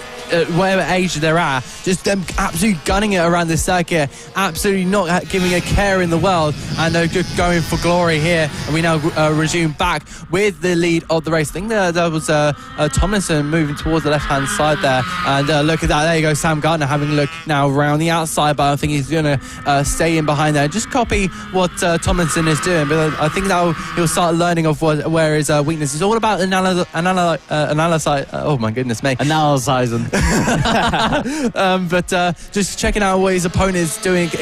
Where is his weaknesses? Where is his strength? He's looking now around the outside, but I think not quite there. As Tomlinson just squeezes it down to the inside. They collided. They both collided, and both the leaders are off. And this is massive. I think there's going to be a yellow flag out here. Can they get the bike restarted? That is Tomlinson that's managed to get it restarted. Oh, he's immediately stopped there. But at a dramatic moment in the early stages of this race, Logan Cousins will get the race lead now. Yeah, it looked like Taylor Tomlinson might have still kept that race lead, because at the line last time around, 7 tenths of a second was the gap. He managed to get the bike restarted. It didn't actually stop once he tipped it over, but they managed to get it going again. And there is Sam Gardner. Sam Gardner is down once again. So 2 crashes in one lap there from Sam Gardner. Very, very disappointing there from him. He's trying to get the bike restarted. The exhaust is bent at the back. It's trying to spit. It's spitting and it's spluttering. They're bashing the handlebars back into place. So bent handlebars handlebars there. His bike actually flipped once he fell over on that second time around. But there's Logan Cousins. What is the lead now? 1.2 seconds is the gap between himself and Josh Perkins. But Taylor Tomlinson having a fall after making contact with Sam Gardner. Sam Gardner looked down that inside. It was a bit too late. Tomlinson already committed to the corner. Too much speed, and down they both went. So 3 laps to go. 3 laps remain in this race. And it's Logan Cousins, the number 7, who leads the way from Josh Perkins, and Liam Lindquist also on the podium. An incredible ride there from Liam Lindquist, as more issues there at the side of the track for one of our riders. So they're trying to get the bike restarted. They're trying to get it going again, but we're going to have to wait and see. It's drama on this, with just 3 laps to go. In this final couple of laps, all the drama is starting to unfold now. Yeah, absolutely. I think looking back to that battle between Tomlinson and the other one, yeah, it was a bit of a desperate move, do you think? You made it a bit too early, just going down that inside and then tipping over. That was really unfortunate there for both riders. But it now leaves with Logan Cousins in the lead of the race with a 1.6 lead, 1.6 second advantage over Josh Perkins. So I think this is almost wrapped up for the number 7.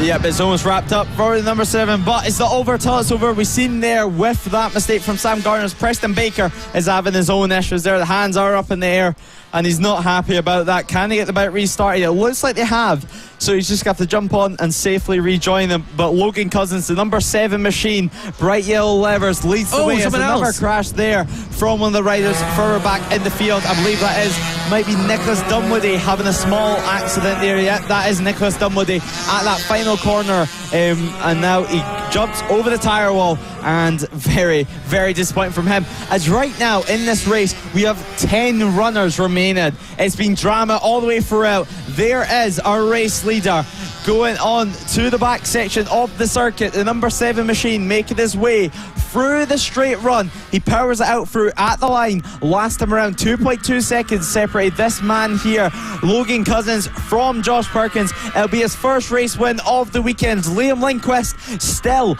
in 3rd place. So can Logan Cousins hold on to it? This is where the nerves start getting to you. This is where your head can get to you. You start riding tense. You know you can pick up your first race win of the year, and he will. Logan Cousins wins the AC40 Pro race. In 2nd position, Josh Perkins, the number 30, will make his way to the line. Liam Lundquist, number 14, will come home in 3rd, as more problems once again there from the rider that is not happy at all. So Preston Baker having his own issues at the side of the circuit, as Sebastian Gosowski comes across the line in 5th after starting in 9th. Yeah, incredibly dramatic race for the first race of the weekend. It's really just shown what these guys are about. There will be action. There will be some absolute action. We now move on towards what I believe will be the highlight reel, as we watch now Logan Cousins make his way now into the pit lane, and he grabs his first win of his the Pro AC40 Pro Championship. So it was a great race there, and straight away we had a great battle. It was going to be Taylor Thompson, who started the race in pole position and has had an accident later on in the race. But a great first race of the day for these guys, for the AC40 Pro class.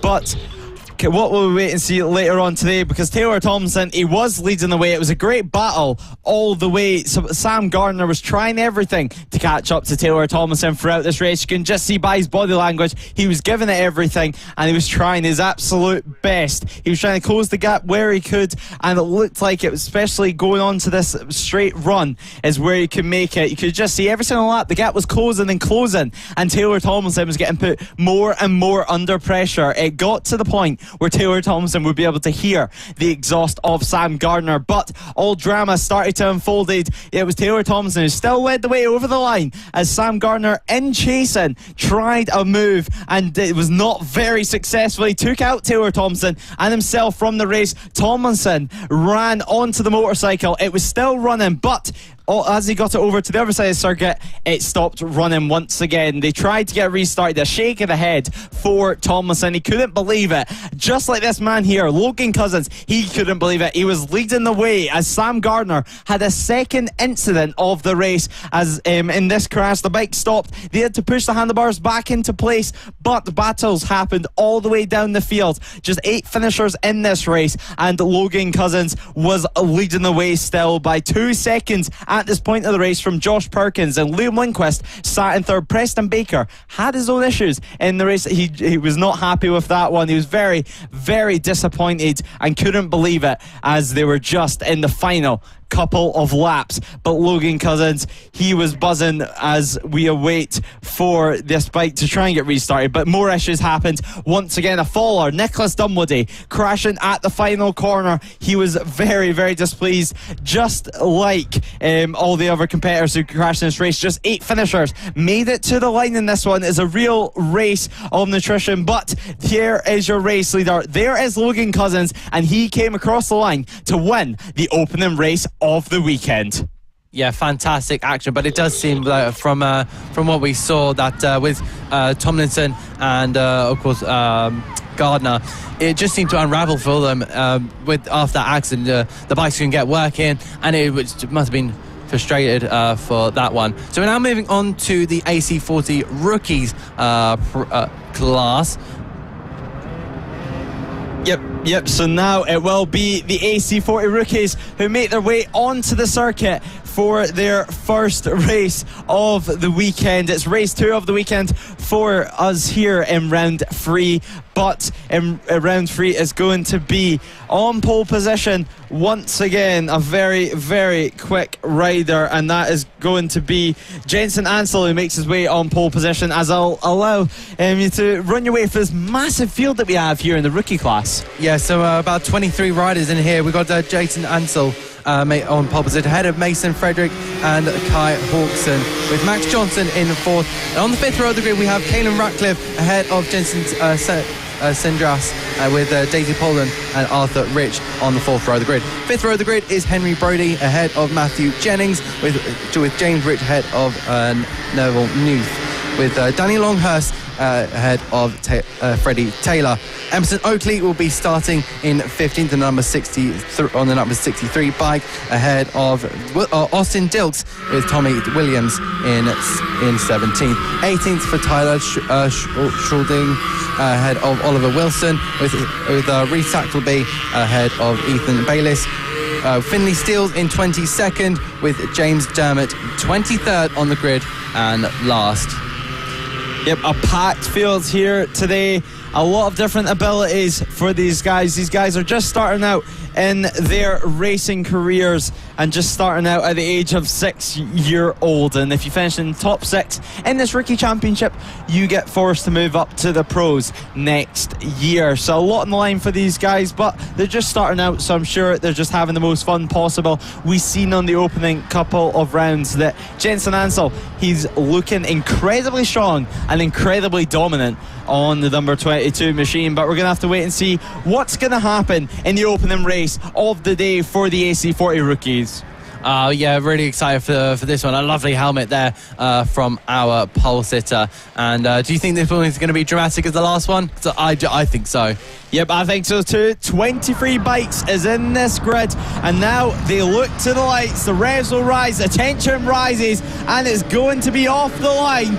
Jensen Ansel, he gets a good initial getaway, but Kai Hawkins tries it round the outside, but it's going to be the likes of Ansel who will have the inside line for turn 1. Can he make anything of it? Mason Frederick in 2nd position at the moment. A packed field. You can just see the amount of riders trying to navigate their way through this twisty section. For these rookie riders, this is what they need. They need tight corners. They need tricky corners to help them learn their racecraft. Just like this man here, Jensen Ansel, leading the way from Mason Frederick. So a great start there. And Caelan Ratcliffe is sitting in 3rd position. So a great start there. A clean start from all the riders, most importantly. Oh yeah, definitely. And I saw that Jason Ansel has been really quick throughout this weekend.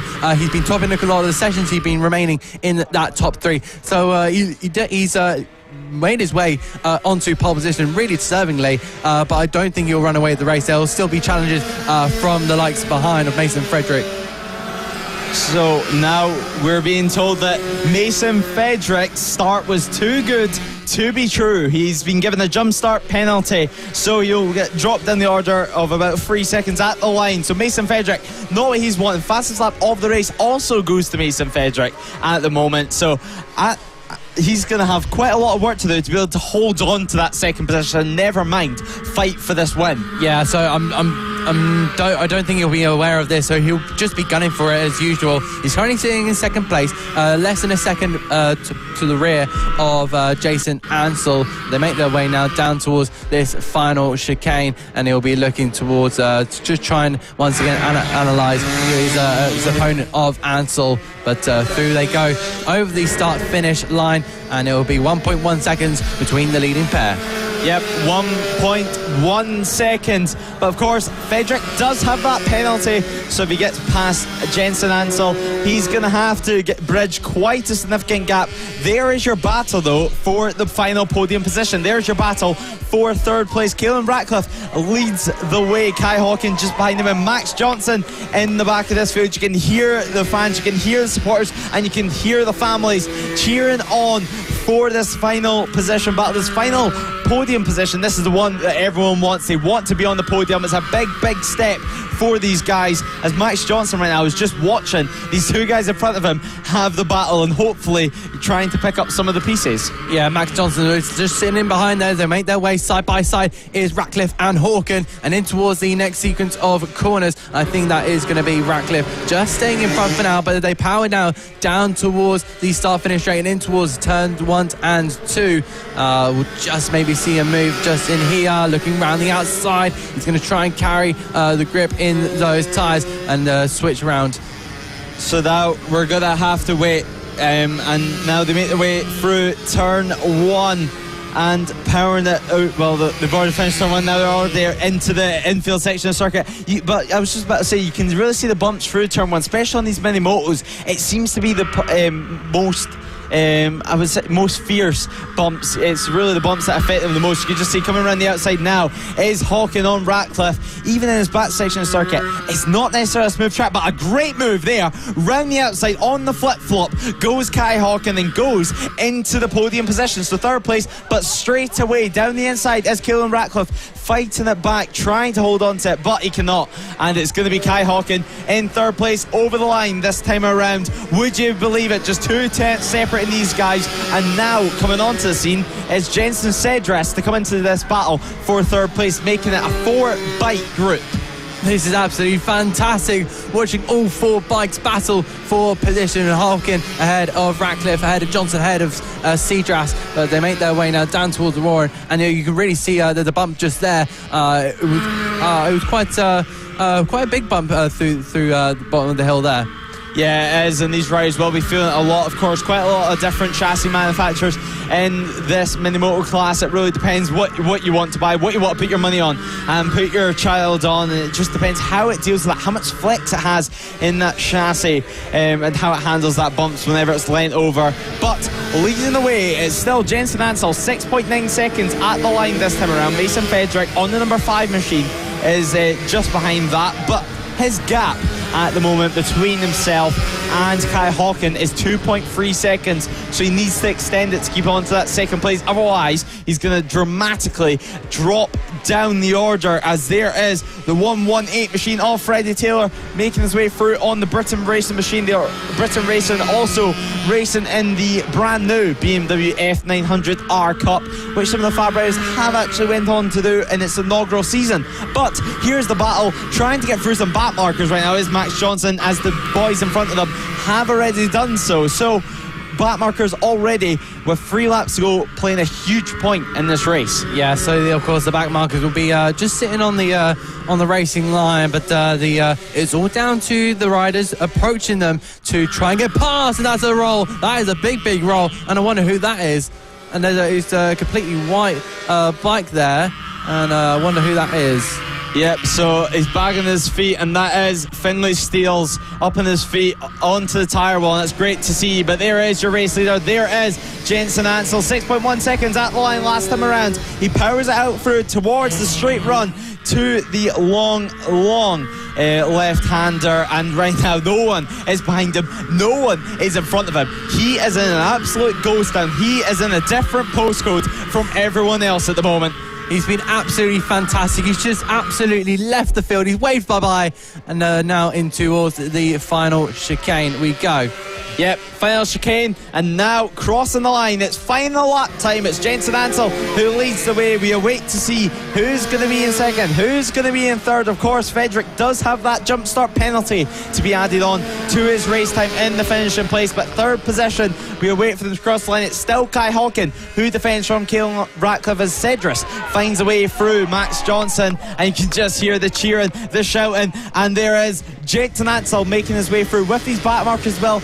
Once to get passed by the likes of Jensen Ansell, who's at the front, they can learn a lot from him and learn a lot about their own riding. And there he is, getting past Freddie Taylor. But it's been a great victory. He's shown the class how to race, how to do these quick times. Fastest lap of the race is, of course, Jensen Ansell, 53.286, as now he's the fastest man still on the circuit.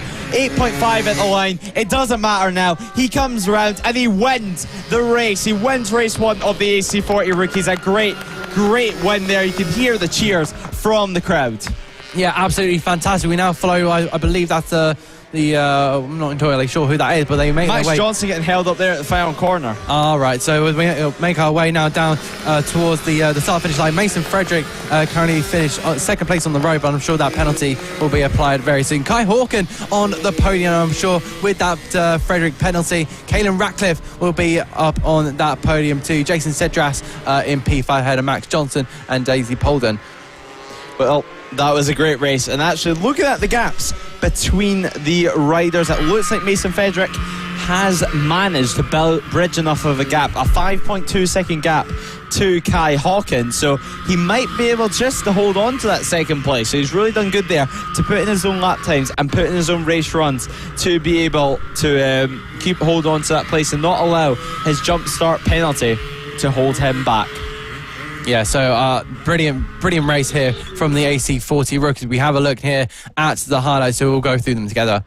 Yep, and now the lights went out. You could see actually visibly Mason Frederick's jump start penalty before the lights went out. Just a small jump. He tried to get it stopped, but it didn't matter anymore. He would have known that he did that. He ran very wide on the entry to turn 2 to try and get more of a sweeping line, try carry more momentum out of the corner, but straight away at the front it was Jensen Ansell who led the way as all eyes were on this battle for third. Yeah, and then we go round the outside and into the little flip-flap corner with Hawken. Lovely on the inside. He got that inside corner and claimed it, which was the important bit to make that overtake work. Yeah, probably the best overtake of the race, as we see now the riders coming through that back section of the circuit, as that was Jensen Cedras getting onto the back of this battle to be able to compete for the podium on that final lap. He found a way through on Max Johnson as another crash happened further down the field. That was the number 19 machine that had the fall, but he was straight up and back on his feet. But it was Jensen Ansell who took the race win by 8.7 seconds. So next up we will have big riders, little motorcycles. It's the senior mini moto class who makes their way out for race one, the first race of the weekend for these guys. A lot of pressure, a lot of tension will be building into this moment. They haven't been on track for quite a while now, so a lot of time off the circuit and not too much time to get their head back into the game. But a big field here once again in the senior mini moto class. Well, however, he is back on the number 96 machine, and he is back looking for vengeance.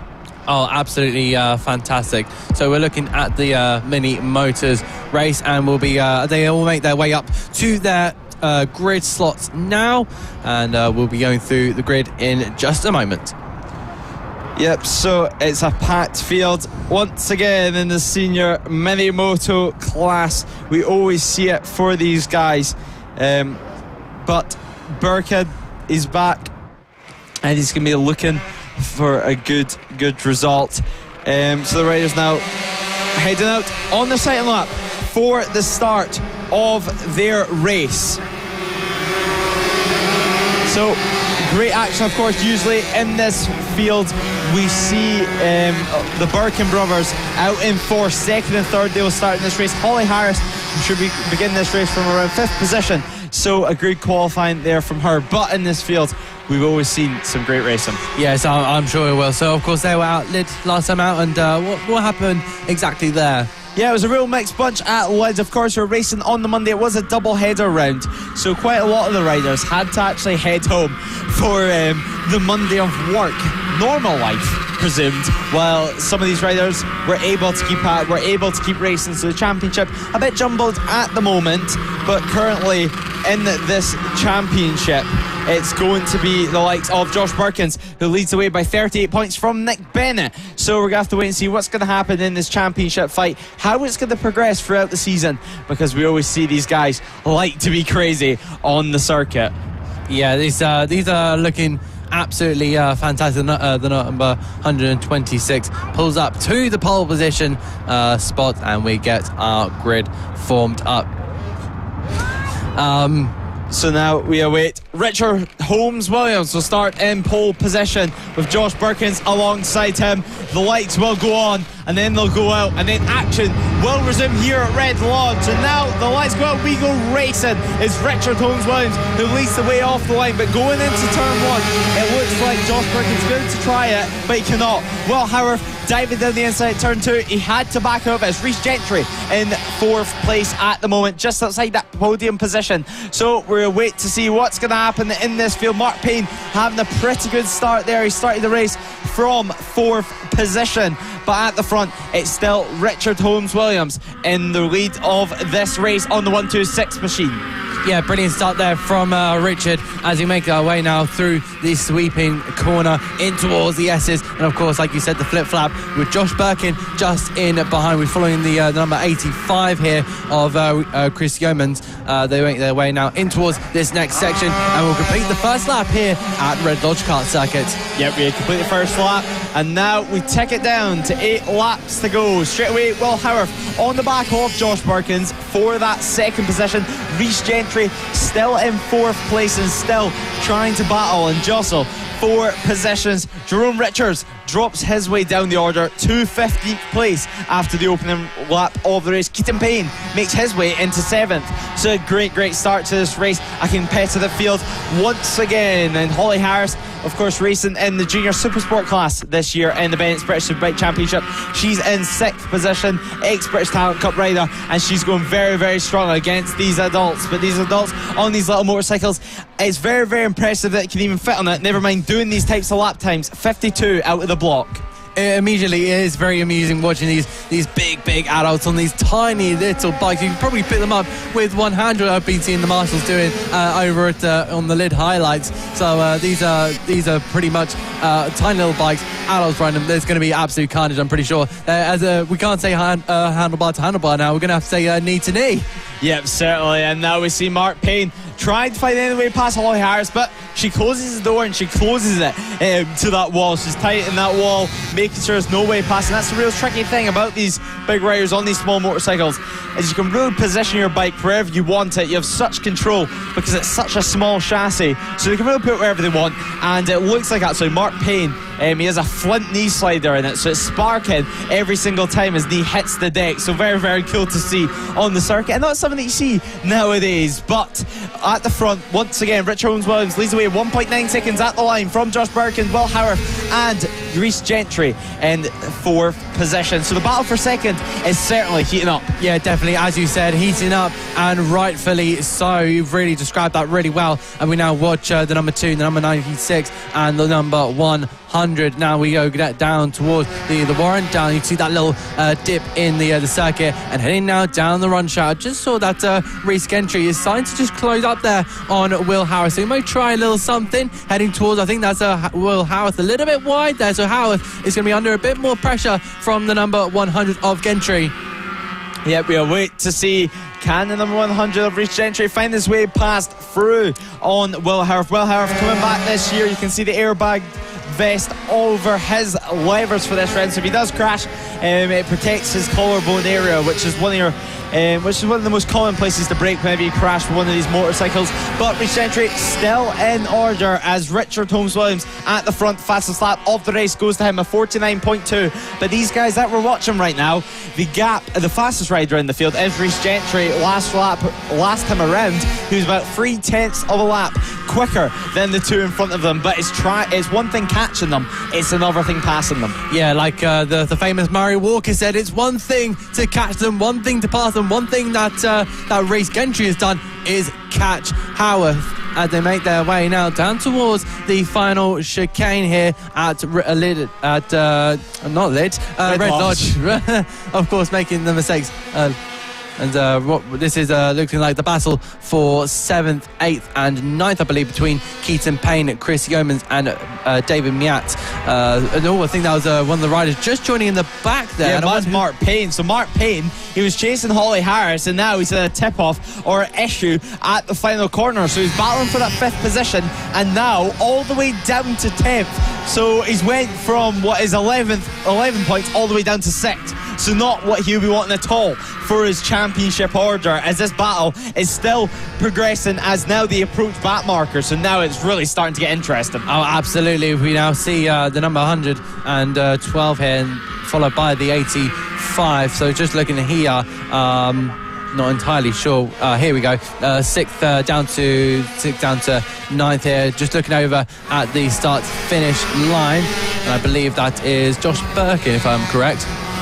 As that was there, Reid Gentry finding a way past on Will Howarth. So Reid Gentry managing to get away through the number 100 machine. Will Josh Birkins get held up there? No, he will not. Will Howarth get held up?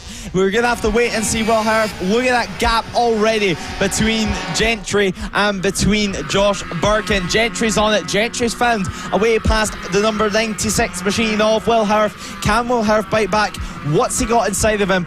What's he able to pull out of the bag, as we've seen him do so many times? 3 laps to go in this senior mini motor race, and at the front these guys lead the way. Well, Rich Holmes-Williams leads the way 2.5 seconds ahead, and these guys jostling for position. But there is Will Howarth finding the way through once again. So can Reid Gentry find a way back past? Because look how tight this infield section is. Yeah, I was going to say when that overtake was happening, I was going to say it was coming. It was really coming soon, because he was just gaining. You saw that he was faster than both these guys, and he was really going to try and get back onto the back of Will Howarth. But we now currently watch Richard Holmes-Williams making his way now with 2 laps remaining here at Red Lodge Karts Circuit, making his way now down towards Simpsons Street and in towards the last chicane. So he's got a great gap here of about 3 seconds, and our timer will reset as he crosses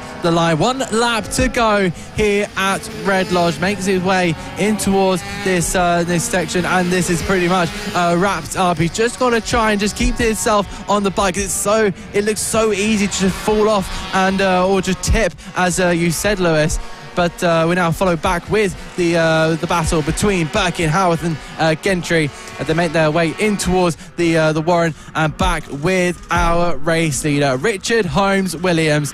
A fantastic, dominant performance. He's been so quick throughout this week, and he's really shown it here in qualifying.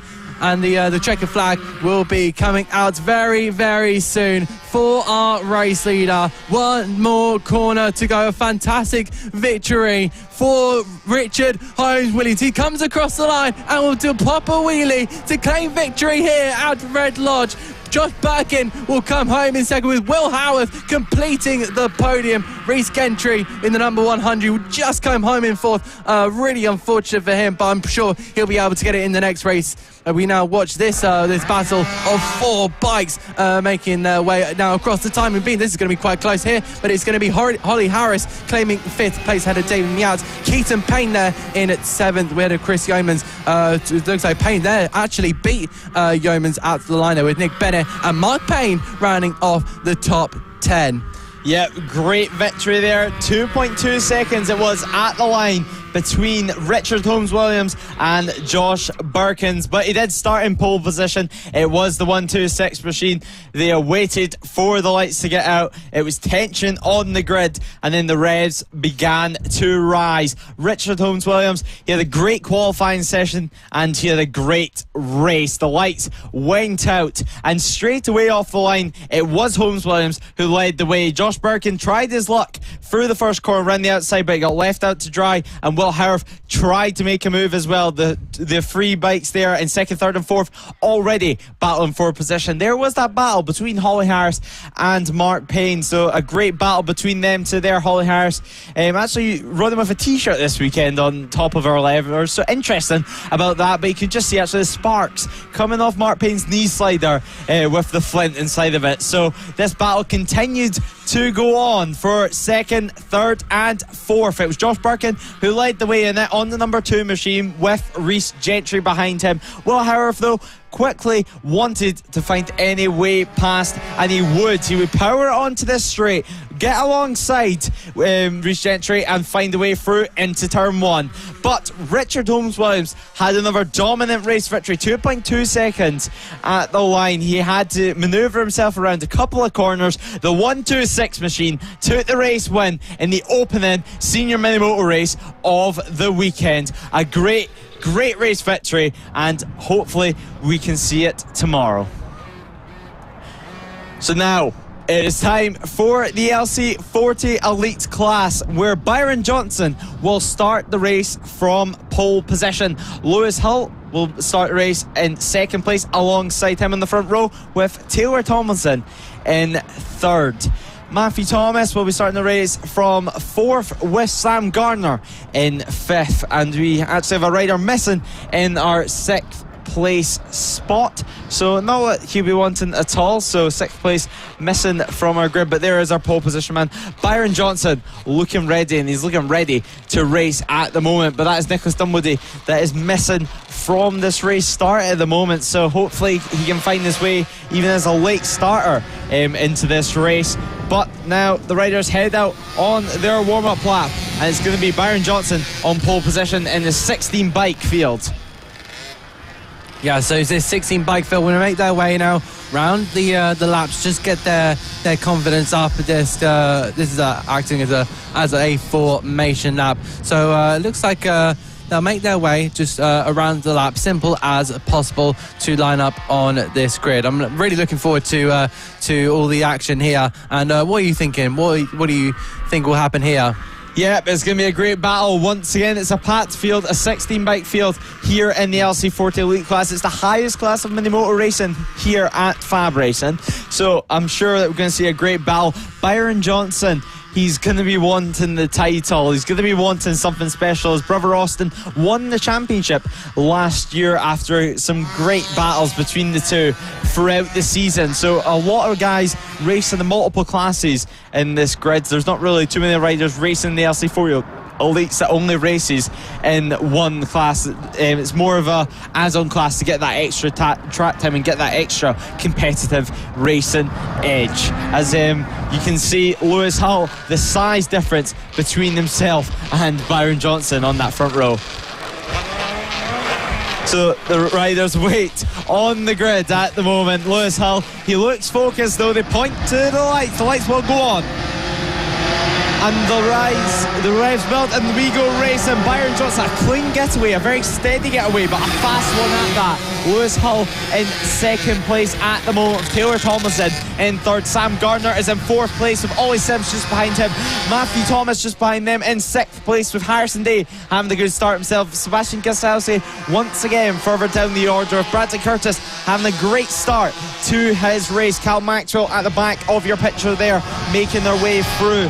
But still, the 47 of Matthew Thomas, he's currently in fifth place, and he has a jump start penalty to add on to that, so not what he'll be wanting at all. A terrible terrible start to his race, but Lewis Hill trying to find any way past. He has to use all of his body throughout the corner to try and make up that time that he loses on a straight line deficit. I did speak to Lewis Hill's dad at the end of round 1 and 2, and there is the number 12 having a little crash there, crashing out of the race. Very, very disappointing for Archie Hooper. So Archie Hooper, a disappointing start to this race, but still 8 laps to go. Yeah, fantastic start to this race. Byron Johnson really getting the launch that he needed ahead of Lewis Hull. They make their way now through the 880 degree. That's the number 47 of Matthew Thompson with that penalty. So that's really going to prove to be really horrible start for him, as he currently runs in 5th place. He'll be trying to make his way through the pack, and that's really what he can do at this point. I'm not sure if he'll be aware of the penalty. I'm not sure if he's aware that he's actually done it, but I'm sure he'll be notified at the end of this race, or we'll see whenever that happens. Yeah, we're going to have to wait and see when the official results come out later on.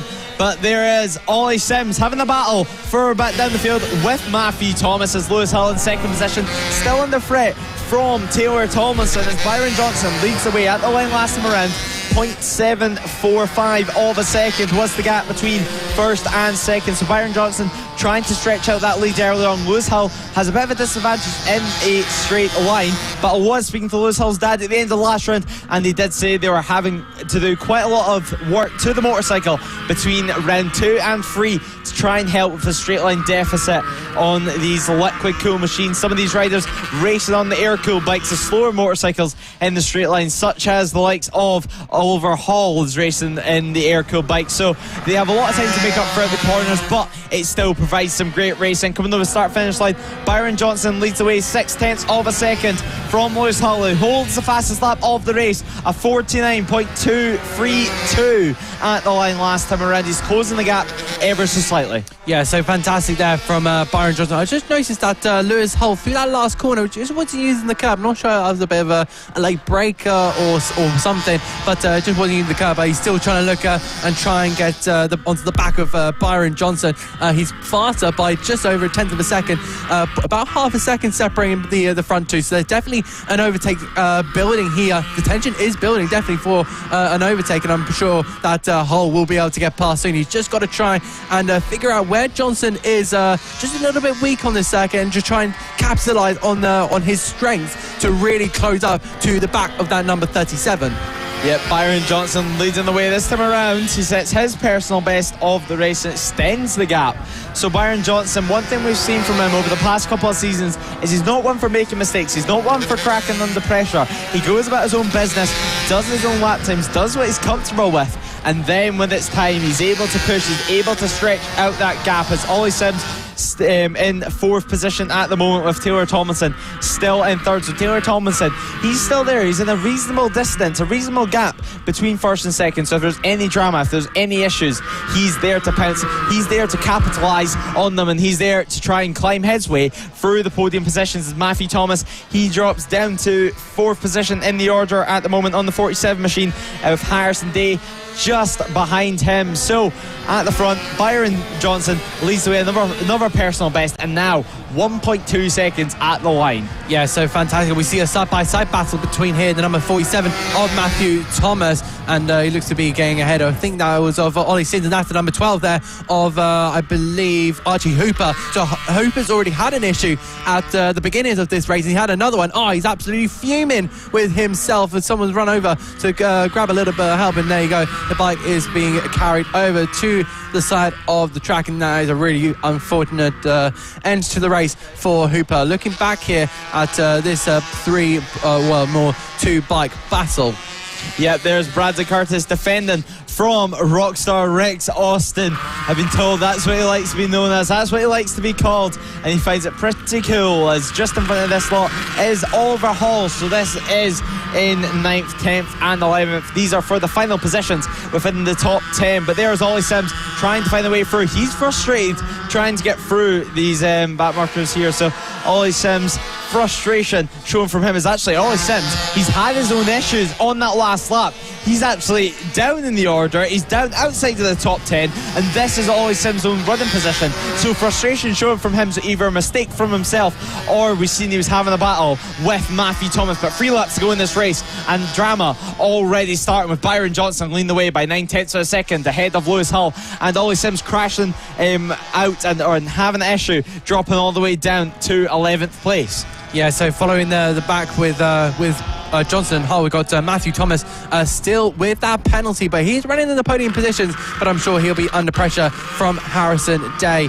in the number 15. We carry on watching this battle between these 4 bikes, and there's Archie Hooper who's managed to get going.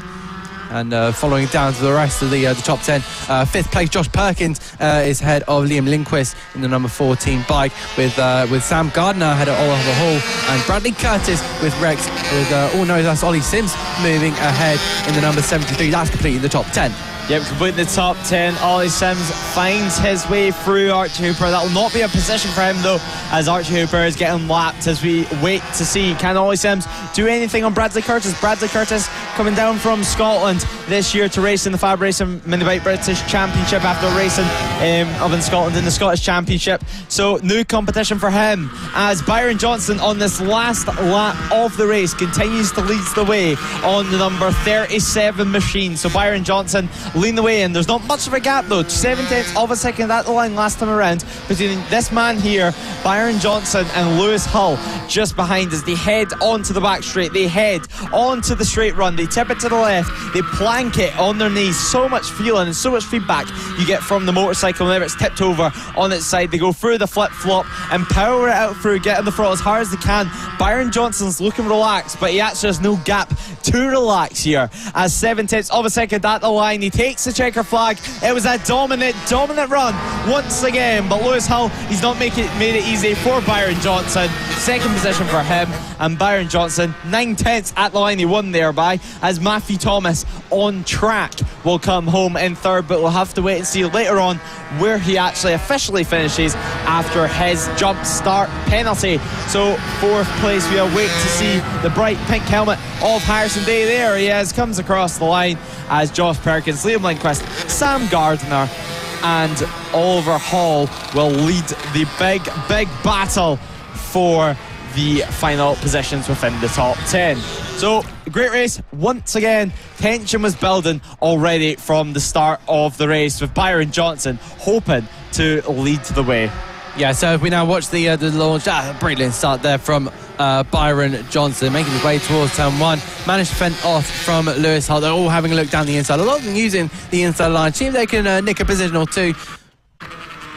So now we await to see there through the back section of the circuit. Now Lewis Hull, slightly different line. He needs to try and carry a little bit more corner speed as he struggles on the exit of this corner. But Byron Johnson leads the way, continuing to extend his gap, and that was one of the crashes for Archie Hooper on the number 12 machine. He managed to remount, he managed to get going again, but 37 led the way from the 41, and then Taylor Tomlinson sat in 3rd place. So there was Matthew Thomas. We found out he did get given a jump start penalty after he just slightly crept on the line.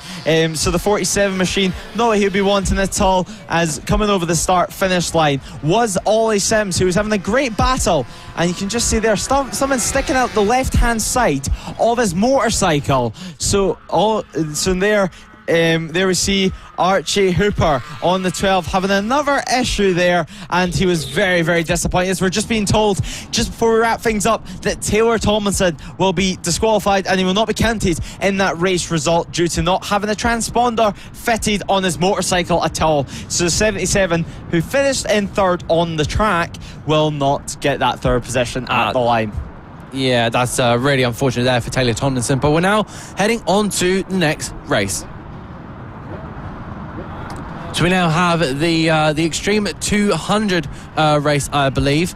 They all make their way onto the dummy grid, and they should be released in just a moment. So the Extreme 200 series class, is a really exciting class in my opinion. What do you think of the class? Yeah, it's an exciting class. It's an open class practically. You can race almost anything in this class as long as it adheres to the CC regulations. But Silva Mincy starts this race from pole position with Richard Holmes-Williams in second. Ronnie Harris begins the race from third, with Charlie Huntingford starting in fourth place alongside him in the second row of the grid, with Clayton Edmonds starting in fifth place and Phillips Roviak alongside him, with Zach Tureen, Noah Gilray, Will Howarth and Ben Ridwell rounding off our grid. So pole position, man, Silva Mincy, the number 4, looking incredibly strong. He looked strong in Leeds. He had a great battle with Casey O'Gorman, but now what can they do as the riders head off on their warm-up lap? Yeah, so really excited to see what these Extreme 200 class riders are made of. So, of course, what happened last time out in Lid? Yeah, last time out, great battles, especially between Silva Mincy and Casey O'Gorman. All eyes were on them, and one of the races that resulted in a slight tip-off from Silva Mincy. It was just a racing incident. Casey O'Gorman looked the wrong way over his shoulder as Silva Mincy went alongside him on the other side. So slight contact was made on the straight and Silva Mincy crashed out the race, and he sat out for the rest of the weekend as he was preparing himself for Silverstone. But there is Will Howarth. He looked strong in the motor team qualifying earlier on and in the senior mini motors this weekend. So he's in the Extremes this weekend. The first time this year he's been in the Extremes, and the first time I think in history he's been in the Extremes. So Will Howarth, he's one to watch. Yeah, absolutely. I think these two on the front row of the grid are definitely going to be on a massive. We're going to be having a really good tussle on the way towards turn 1. But now we get ready for the start of the Extreme 200 race. Pointing to the lights, and here we go. Sullivan Mountain on the left, and we go racing here at Red Lodge Kart Circuit in towards turn 1. And there it goes. I think that was Richard Holmes-Williams trying to make his way around the outside, unfortunately unsuccessful in that one. Sullivan Mounsey still keeping in the lead here. They follow their way in toward the 180 degrees corner here and getting that bike tipped in, but it's still the number 4 out in the lead of the race. Richard Holmes-Williams carrying that speed there, trying to just fill in behind. There's a little bit of gap there toward the next bike of Ronnie Harris, and they tip their way in towards the next sequence of corners. Then of course into the flip flap we go, and carrying it down the Simpsons straight. And we'll start to complete the final, the fastest lap here of Red Lodge here. They paddle their way out of the last corner and towards the line. Sullivan Mounsey on top here. 11 laps to go. Yep, he has 1.5 seconds at the line last time around, and Richard Holmes-Williams still in second place on the 126 machine. He's trying to find the way past, and Silva Mincy not showing on our time screens just yet as in first, so hopefully he has the transponder fitted to that motorcycle, because we've seen it cause havoc already today. But Ronnie Harris sitting in third position at the moment. He had issues actually with his suspension last round, did Ronnie Harris, but he's back, and he's back looking very, very strong. Phillips Roviak also had some mechanical issues. He's changed motorcycles completely this round, so he is in fourth place on the 75 machine. Richard Holmes-Williams, so he's managing to keep tabs on Silva Mincy, which in itself is so impressive. They're doing 45.3s now, is the likes of Richard Holmes-Williams and Silva Mincy. So the gap right now is absolutely nothing between the front two. Yeah, they're going right at it already with Richard Holmes-Williams really trying to see if he can get past. I saw him on the inside there of turn number 2 there, going into Senna, and now out towards the straight here. Down the back straight we go, and heading in towards the back section of the circuit. They'll get the bike tipped in and in towards this corner of the S's. Through the flip flap we go. Oh, he's gone off, and that's Holmes-Williams, and he's gone off. That's a rare mistake from Holmes-Williams. He'll get back on immediately. The bit of grass hair hanging off the handlebar, flicking that off, but he'll rejoin quite far down the grid here. Sullivan Mounsey now with the fastest lap of the race, 45.0 for the number 4. Yep, 45.013 was the lap time of Silva Mincy, but Rich Holmes was well dropped down the order after that fall, after that incident, and he should be able to get the bike restarted, remount and kickstart it and get going once again. But Silva Mincy using the back brake there, and a slight unsteady rear end there as the engine braking kicked in as he released that clutch. But But there's Philip Soroviak leading the way from Zach Tureen and the 21 machine off Clayton Edmonds. So Clayton Edmonds trying to find his way past Zach Tureen as Soroviak will not be. Well, Soroviak's trying to find any way through, but Soroviak, as I said, different bike this weekend for him. It's almost like a Moto Team style machine for him. He's not on his normal KTM 85cc. He's on a 4-stroke chain. You can hear its grunt coming out the corner compared to the whine of the 2 strokes. Slightly different setup, but once again, Soroviak still very, very quick in 4th place as well. Very, very close there was Zach Tureen to hit in the back of him. He managed to get out of it. He managed to sit with the bike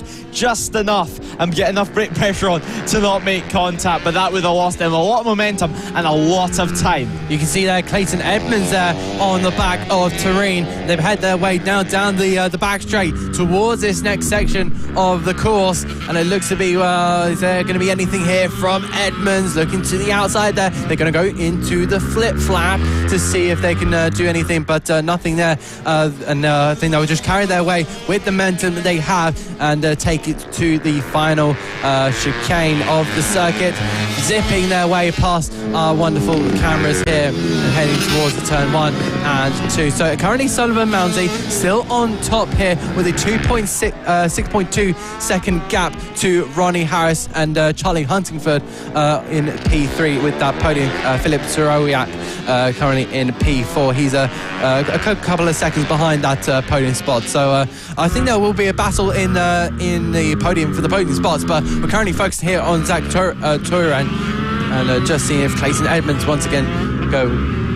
Yep, so at the front, it's still Soroviak who leads this battle from Zach Tureen and Clayton Edmonds just behind. But at the front of the entire race, it's Sullivan Mounsey leading the way by 7 seconds from Ronnie Harris. Charlie Huntingford is in 3rd place with Philip Soroviak, Zach Tureen and Clayton Edmonds in this battle in stream for 4th, 5th and 6th. Richard Holmes-Williams is all the way down in 7th after his crash earlier on as Noah Gilray in the Extreme 200 class this weekend. We're used to see him on a Mini GP 70 machine, now just on the KTM 85. So Noah Gilray in 8th as Will Howarth crosses the line now in 9th place. Will Howarth slightly off the pace from what we're used to seeing him, but I think this is more of a long-term project. It's the first time we've seen this bike in the flesh, so still a lot of development work to be done as Ben Rigdwell is in 11th, and there is Ben Rigdwell getting lapped by Ronnie Harris, our man who is in 2nd place and the closest man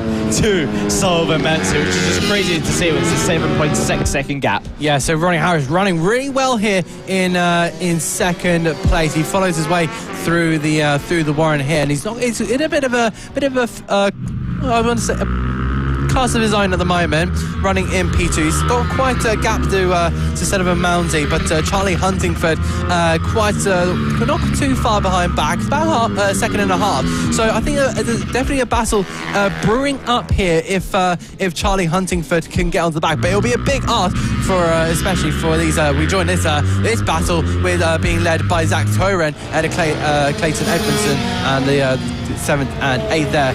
Switching now back to Ronnie Harris and the number 66 bike heading towards the 180 degrees. And like I said, he's now built that gap over Charlie Huntingford. So I think Charlie might be having a few issues at the moment. Yep, this is the battle to watch, though. The battle for 4th place. Zach Tureen leading it from Clayton Edmonds, and Richard Holmes-Williams finding a way through Philip Soroviak, who's dropped all the way down this order, down this group, and already actually starting to lose some ground on them. So does Soroviak have a slight issue in this race, or is he just a bit startled? So we're going to have to wait and see what Soroviak can do. Obviously, he had that crash in Silverstone just a couple of weeks ago, and he's still on the mend from that, so maybe some after effects from that. But Zach Tureen leading this battle and leading away from Clayton Edmonds, but Richard Holmes-Williams looking down the inside on the 126 machine, now the outside as he tries to get a wide line into turn 2. They all take different approaches, take different lines, and all bunch up, almost ramming into the back of each other. Yeah, that was quite close there, seeing both of the riders there, Soroviak and Holmes, trying to take the inside there side by side, now heading in towards the next corner. Holmes there on the outside, and he's going to take that position away from the half Polish rider. Tipping into the back section of the circuit now, and now we go into the S's. A straight run out of here before they go onto the brakes. once again towards Paddock Bend and towards the end of this lap. Zach Tureen, the 89, leading this group, but Richard Williams says otherwise. He looks down the inside and he makes the move stick, he makes it work. On the side of the tyre they go into turn 2, and then powering it out through, straight flicking it to the right, trying to move all your body force, all your body weight to the other side of that tyre. But Richard Williams, he's currently on a recovery ride and he's doing a good job of it, making his way into 4th place after that fall earlier on in the race. Yeah, it was really good him seeing Richard Holmes Williams up there as he looks to be overtaken here. I think that is I'm not entirely sure who that was, my mistake, but he's on an absolute run here after that forward. But he does show that he has a race-winning pace, would you say? Yeah, he certainly does. And race winning pace is Sullivan Mintz as well as we go into the last lap of the race for these guys. Sullivan Mintz on the number 4 machine, leading the way by 11.6 seconds in a land of his own from Ronnie Harris. Charlie Huntingford still in podium positions, but they're still battling and fighting for that 4th place position. Sullivan Mintz will not care though as he comes over the line and takes the race when he wins in style. So Sullivan Mintz, a great race there from him and over the line. We'll wait to see what that gap's going to be. There's Rodney Harris. He shows his way to the podium positions. 12.8 seconds was the gap at the line as they're casually coming over the line. Is Charlie Huntingford for that 3rd place, Richard Holmes Williams in 4th, then Clayton Edmonds, Zach Tureen and Philip Soroviak in 7th. We'll wait for Noah Gilray and Ben Ridwell to come over the line for 8th and 9th. But what a great race we had there. It was Sullivan Mintz who led the way and he dominated and he caused the likes of Richard Holmes Williams to crack under that pressure. Yeah, that was really good to just try and put your rival under pressure. And he really did force him into his mistake. He really had to get Richard Holmes Williams to go on a recovery ride, as I should be saying, and making his way up to 4th place. Do you think he'll be frustrated that he didn't get a podium?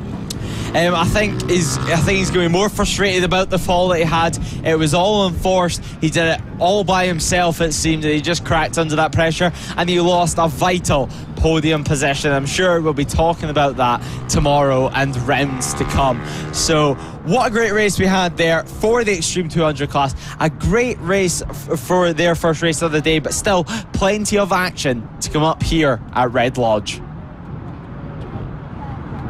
So we're just having a look now at we've got the Moto teams. So Moto team is up next here. So we're just having a discussion of what is next. We've got a little bit of piece of paper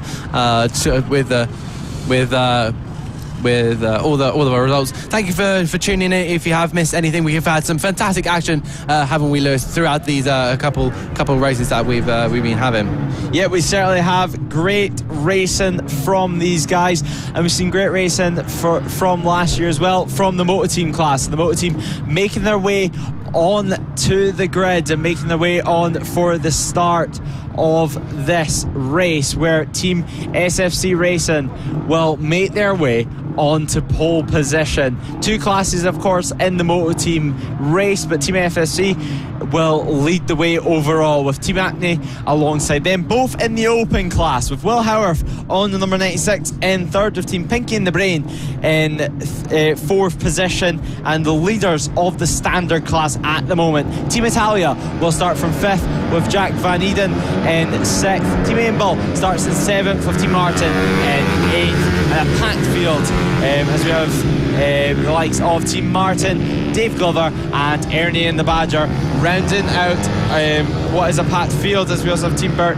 Team Keats and Madison in this race. So a great action that's coming up here today, and I'm sure we're going to see it later on once this race finally gets underway as the riders make their way out on the warm-up lap. So we now just watch the riders out onto their warm-up lap. Again, once again, it's all about be about getting their confidence in and just having a quick sighter before heading around the race, heading around the circuit for a proper race on their bikes. So heading towards the final chicane they go. It'll be Team CFC Racing up at the top of the grid with the number 1 of Team ACME we're alongside them. So they all form up. So the two Acme. So I was just getting a pronunciation in my ear. And so there you go. The next couple of rows are just about to form, and a thrilling race ahead of us here for Moto Team. And I'm really excited to see what these guys are at. I think they are the ones that started our coverage actually. So as we now start the race here, the lights are on, and we get ready to go. The revs rise, and we get ready to go here at Red Lodge Circuit. We should be going green in just a moment here. We continue to wait on the grid. And we go racing here at Red Lodge Circuit. The team CCFC Racing making their way into the first corner. And how they make their way through the first corner, it's a really tight grid here. Those bikes are really, really big, so they need to try and be able to fit as many into the circuit as possible. Yeah, they certainly do. It's SFC Racing and leads the way from Will Howarth after the first couple of corners. They make the way towards the back straight now. Keats having a slightly disappointing start, but the number 1 plate of Team Acne is in 3rd position. But Will Howarth straight away and on the pace. He's just finished what was a great Extreme 200 race, and now he's already on the Moto Team bike, already battling for that race win from SFC Racing. SFC Racing on the 133 machine, power it through the final corner. We'll wait to see what the gap's going to be between them. Will Howarth, he has still a bit of work to do because it's very, very tricky, as you mentioned, to pass around this circuit. You have to be committed, and Jack Van Eden is in 4th position at the moment. So Jack Van Eden just off that podium places with Team Aimbolt, Team Pinky in the Brain and Team Italia just behind as well. Howarth has a sneaky little look down the inside, but he had to back out of it. It's pretty tight through that section, and he was stuck out to dry for the outside. But now heads into long left-hander, he makes it work and he makes it stick.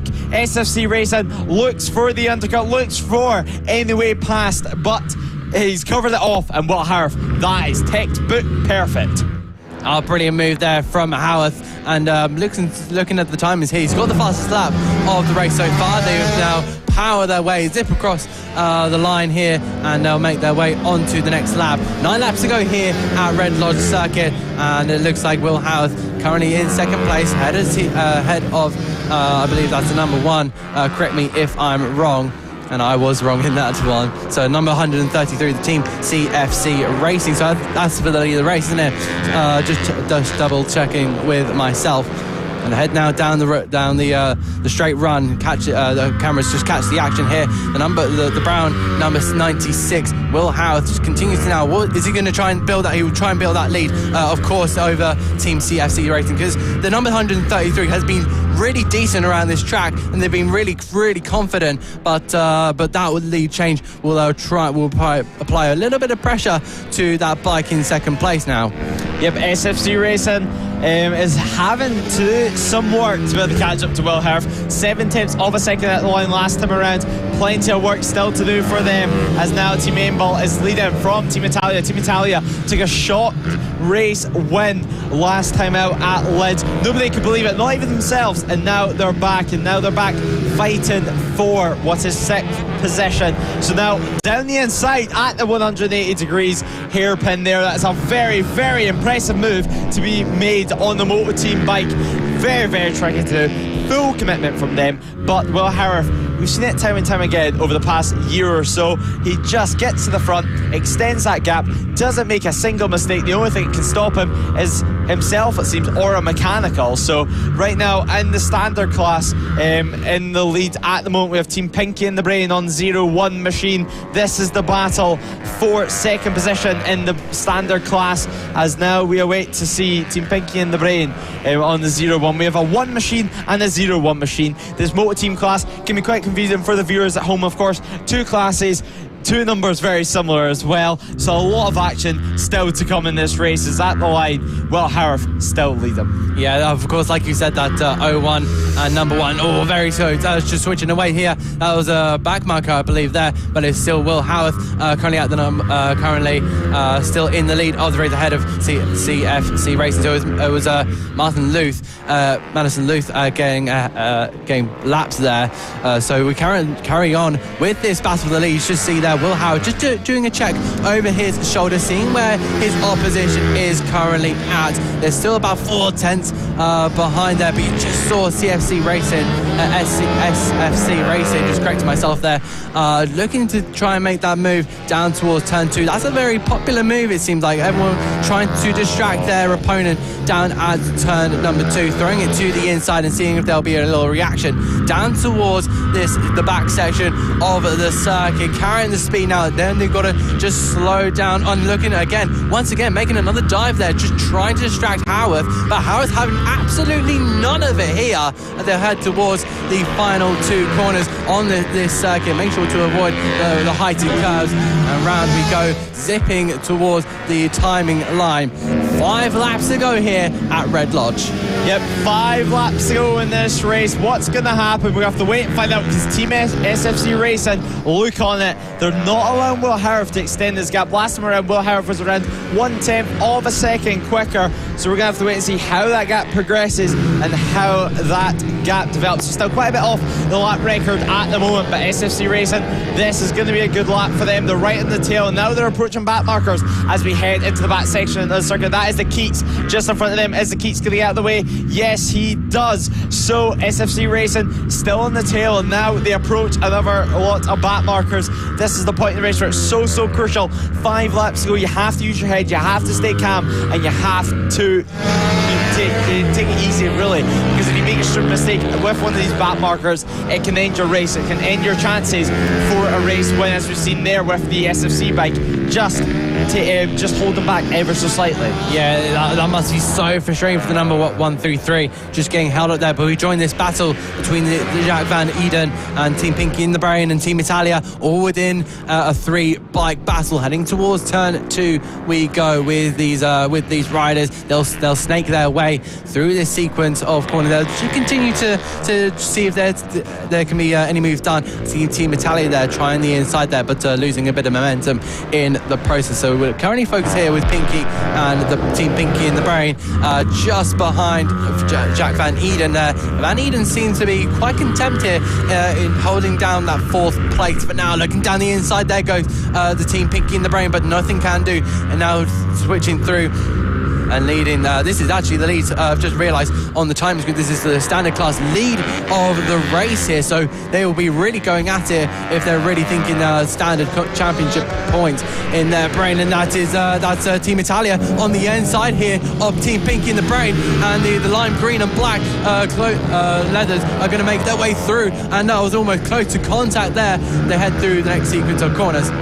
Yep, Team Italia finding their way through turn 2, and now they look very strong. A wider exit there, and then clip it for a later apex on the sweeping right-hander before they go on to the back straight through the left. A little look over the shoulder does Jack Van Eden, as now Team Italia looks so strong.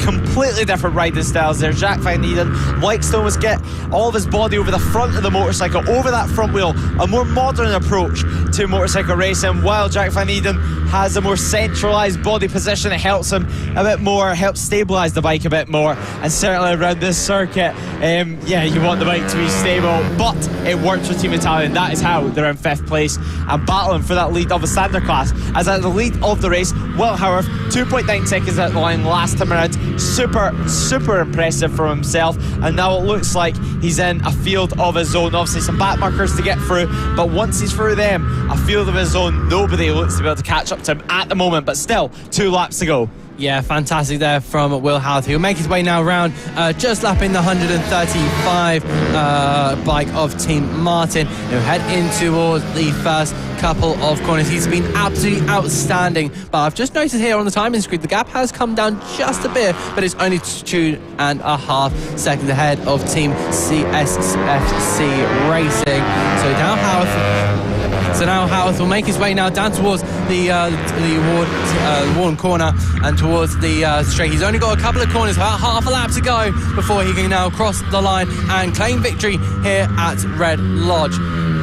He'll make his way now just nice and calmly. Don't want to fall off now, don't want to get to your head, but through the final corner we go, down the Simpson straight, and Will Howarth will be the first driver in the rider in the Moto team. Sorry for the mistake there, but now here comes Will Howard. He'll claim victory here for Moto team. Fantastic from all our riders here. Team SFC Racing will come home in second with Team Acme. Oh, there's an accident there, and who's that is? That's number 17 of Jack Van Eden, the lead, the open team class member in 5th position. He was sitting, so Team Italia managed to get away past it. Now Team Italia celebrating for that 4th place. A drama on the last lap. Yeah, that was absolutely wow. I just didn't expect it.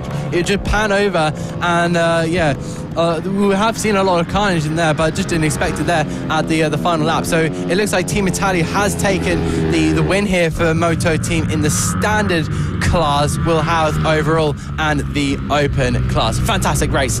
Yep, fantastic race. Will Howarth 3.8 seconds at the line, and now Jack Van Eden still trying to get that number 17 machine picked up from the dirt, but I don't think it's going to work. But Will Howarth taking the race win by 3.8 seconds at the line over Team Acme Racing. Team Italia and Pinky and the Brain are in 4th and 5th place, with Team Martin, Dave Glover, Team Ernie and the Badger, Team Burt in 6th, 7th, 8th and 9th, with Keats Racing rounding out our top 10 as Madison Martlew rounds out our finishers for this race. Just 11 finishers, a lot of last lap drama there, a lot of drama throughout the races, 2 classes, and once again the Moto team delivering here for us at FAB Racing. So now coming up is the Mini GP 50 class. The riders are waiting. They're in the final discussions. 2 team members, 2 helpers, and 2 their friends. Ollie Sims giving a thumbs up there to Austin Johnson, who makes his way onto the grid. Look at Alan there, back of your picture, in crutches at the moment after he got his ankle ran over at Silverstone at round 1 of the British Superbikes Championship. Taylor Lawrence as well, retired FAB rider, making an appearance once again, but this time just as a helper, just watching along as he looks back in his PBM Ducati jacket at the back of your picture there. But on the front row of the grid this time around, you're going to have Marco Holt with Luke Fitchett at number 7 alongside him. Marco Holt looked incredibly strong in qualifying, and now he looks like he wants to take the race win. Yeah, absolutely. I'm really excited to see what this grid is going to look like. We've got some amazing riders here as we are about to get the formation lap underway here for the Mini GP 50s. Marco Holt looks to have some issues there in the grid, maybe just wanting to get back in this grid. He's stalled it on the grid, actually, I think Marco Holt has, so he's asking for some sort of help or some sort of communication to ask for help there. I don't know if his bike's even running at the moment, or he's just wanting some checks from that pole position.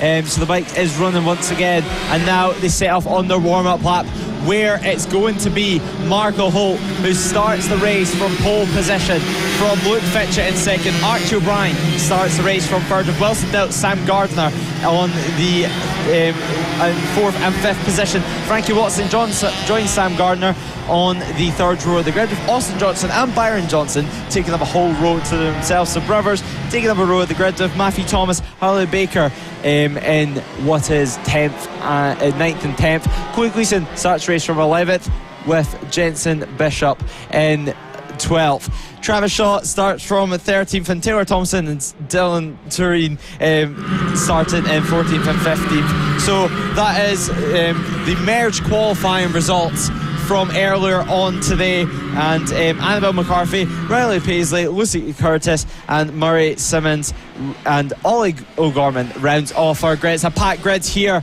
for race 1. It's their first race of the weekend for these guys. It's been a big build up for this race, and now they're all going to be waiting and all going to be looking on for the lights going out, where already we have some issues in that is a slight issue with one of the motorcycles. It could be a chain issue with it being that side of the bike. We've seen it in the past that chains have came off.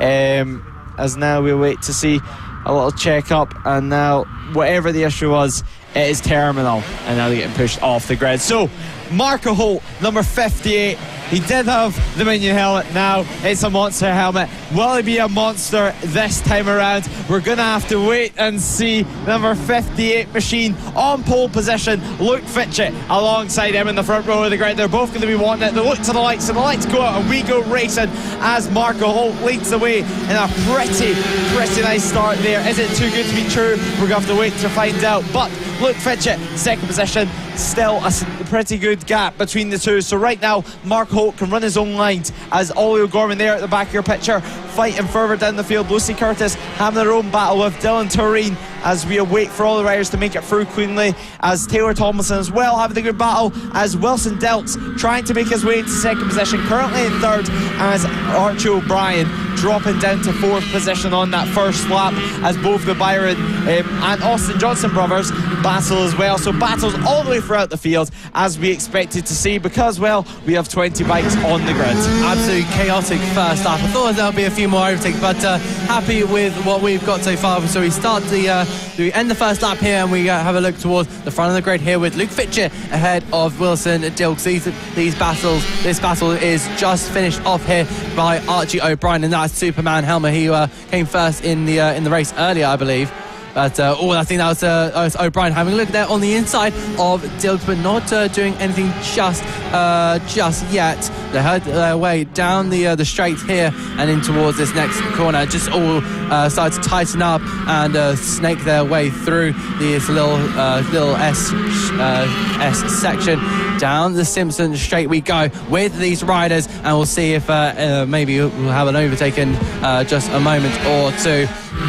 We look back there you go, there's an overtake there, and I believe that is I'm not entirely sure. Annabelle McCarthy finding the way through on Lucy Curtis there. So some of our female riders here at FAB, it's great seeing the amount of females that we have racing here. They've been coming in force over the past couple of years. Of course, the involvement of the likes of FHO Racing has allowed more females to take part. But Marco Holt leading the way on the 58 machine. 1.9 seconds back is Luke Fitchett, as Wilson Dilks continues to defend from Archie O'Brien in third position. Austin and Byron Johnson are battling for fifth and sixth, with Frankie Watson, Sam Gardner, Matthew Thomas, Corey Gleeson rounding out our top 10 in this field. And now in the live position, Harley Baker, Travis Shaw, Jensen Bishop and Taylor Thompson, with Dylan Tureen rounding out the point scoring positions. Annabelle McCarthy found their way through on Lucy Curtis, with Murray Simmons and Ollie O'Gorman rounding out our racers that are still running around the circuit, as Riley Paisley had issues on the warm-up lap with his machine. So Marco Holt leading the way, 2.3 seconds at the line, as it looks like the battle really is for second position at the moment. Yeah, absolutely. You see all three of these bikes just in their positions right now, but I'm sure they'll be desperate to make a move there. Archie O'Brien just on the tail end of this battle, having a look to try and see if he can maybe use a different line here. He looks to be out a bit wide there to then get the cut back in and maybe try and get the exit here down the Simpson straight, but I don't think he would be able to get into the last chicane. That would be a bit too rough to just try and stick into slipstream throughout these next two straights. They flick their way up the gears towards turn number one here, and they're starting to build a good lap here. Marco Holt at the moment, he's disappeared off down the road. He's almost 3 seconds ahead of Luke Fitchett in the number 7. So we continue to follow this battle of Fitchett, Dilks and O'Brien.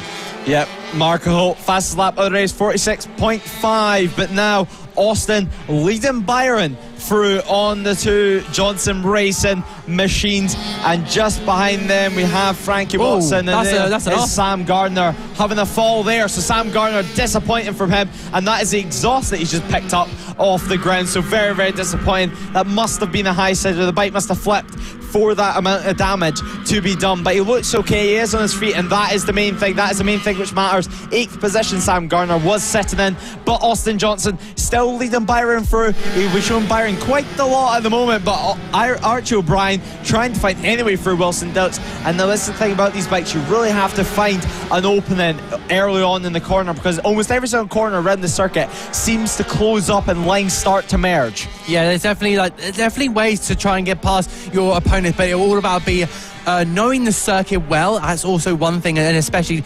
maybe making a move to one side to then try and make it a couple of corners then down the road. We see the two Johnson brothers maybe doing a little bit of mind games here to try and maybe block off Watson there in behind, I believe that is. They have followed through now, heading now down towards the Simpson Straight. I think that's O'Gorman there ahead of moving to one side. Oh, that's a bit of a tight one there. So I think Frankie Watson will now be held up. No, there goes O'Gorman to the right hand side.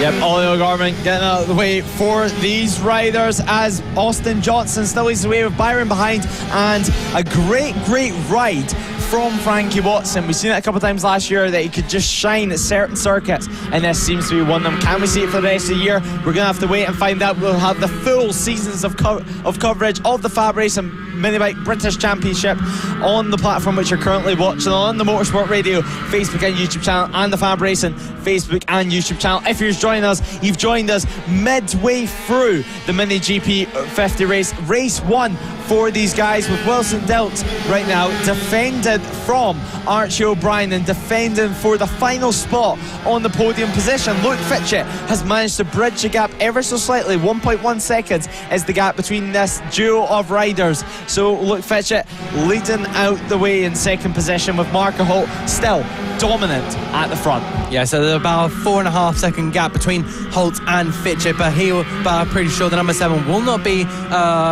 focusing on the race win. He'll be just trying to keep that second place and trying to grab the most points possible from that one there. There's one of the riders getting lapped there, but our main focus here is the battle between Dilts and O'Brien. The Superman in the Superman helmet. They're looking to try and latch onto the back of our number 85 of Wilson Dilton, and just try and see if he can get the podium here. There'll definitely be back markers there, like the one in there, just trying to get through there.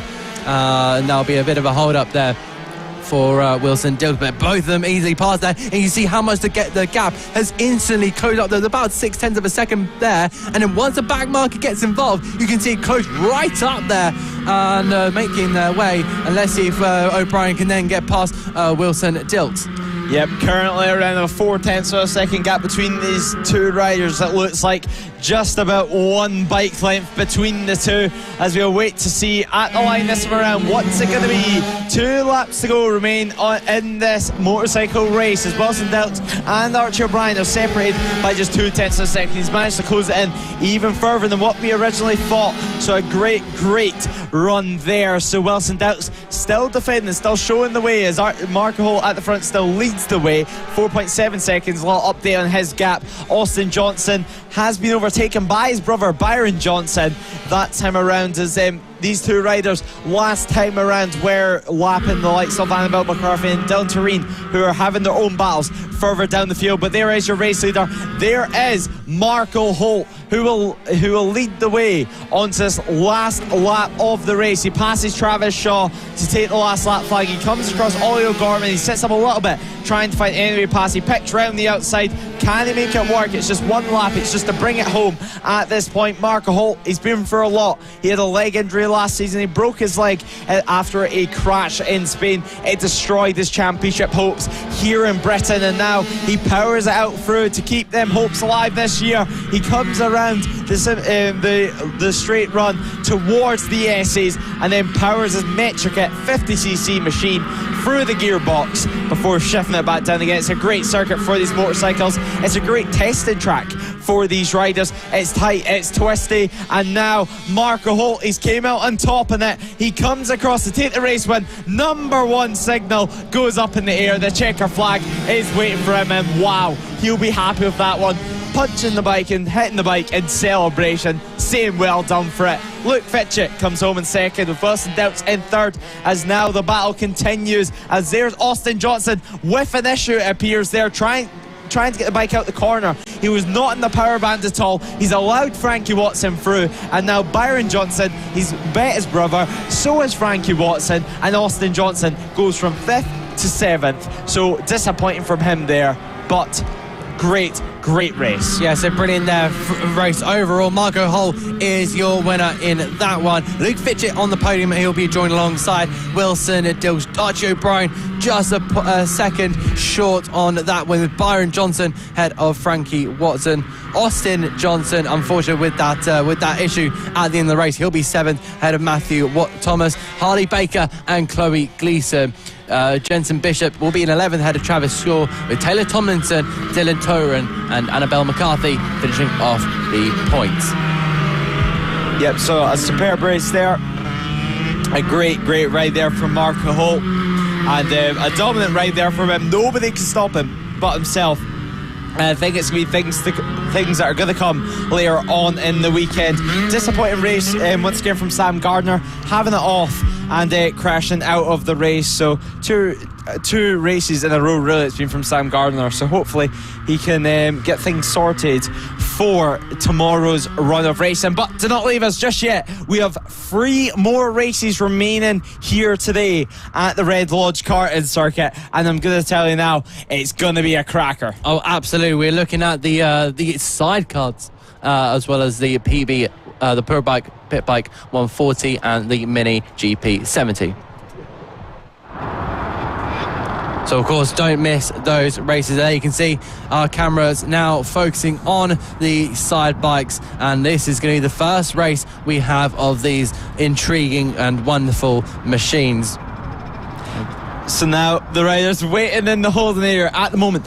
Some new sidecar entries this weekend. It's great to see for them coming around, and clearly seeing the coverage here at FAB-Racing and thinking, I want to have a shot of that. And if you are thinking that right now at home, head over to the FAB-Racing website and potentially have a little look at your mental state, because these guys are insane and these guys are very, very impressive to watch on the circuit. The amount of shapes that they pull into the corners is impressive, and still to be able to fit even 2 riders, 2 adults onto these bikes is crazy to watch. Never mind do the lap times that they're doing, and do the lap times that McWilliams is doing. Can he repeat his success, which he's done for so many years now? But as I was saying, if you do want to compete on this grid, head over to the FAB-Racing website, contact them there, or contact any one of these riders in the paddock, and I'm sure they'll want to help you out. But Iona Glover, she returns this round after a crash that was in the middle last year. It was a nasty crash. There was a lot of drama as well at the start of the day. A massive pile. 4 sidecars, 4 outfits were involved in that. The MPs, I believe, flipped over, but everyone looks to make their way for the start of this race. So a packed fields in the sidecars. Yeah, absolutely. Really looking forward to this one. This is the first time we're going to be seeing these sidecars going for it side by side in anger, and I'm really looking forward to it. Mick Williams there on pole position, ahead of the Green Street riders alongside. But I think there'll be some really good battles, especially in the midfield.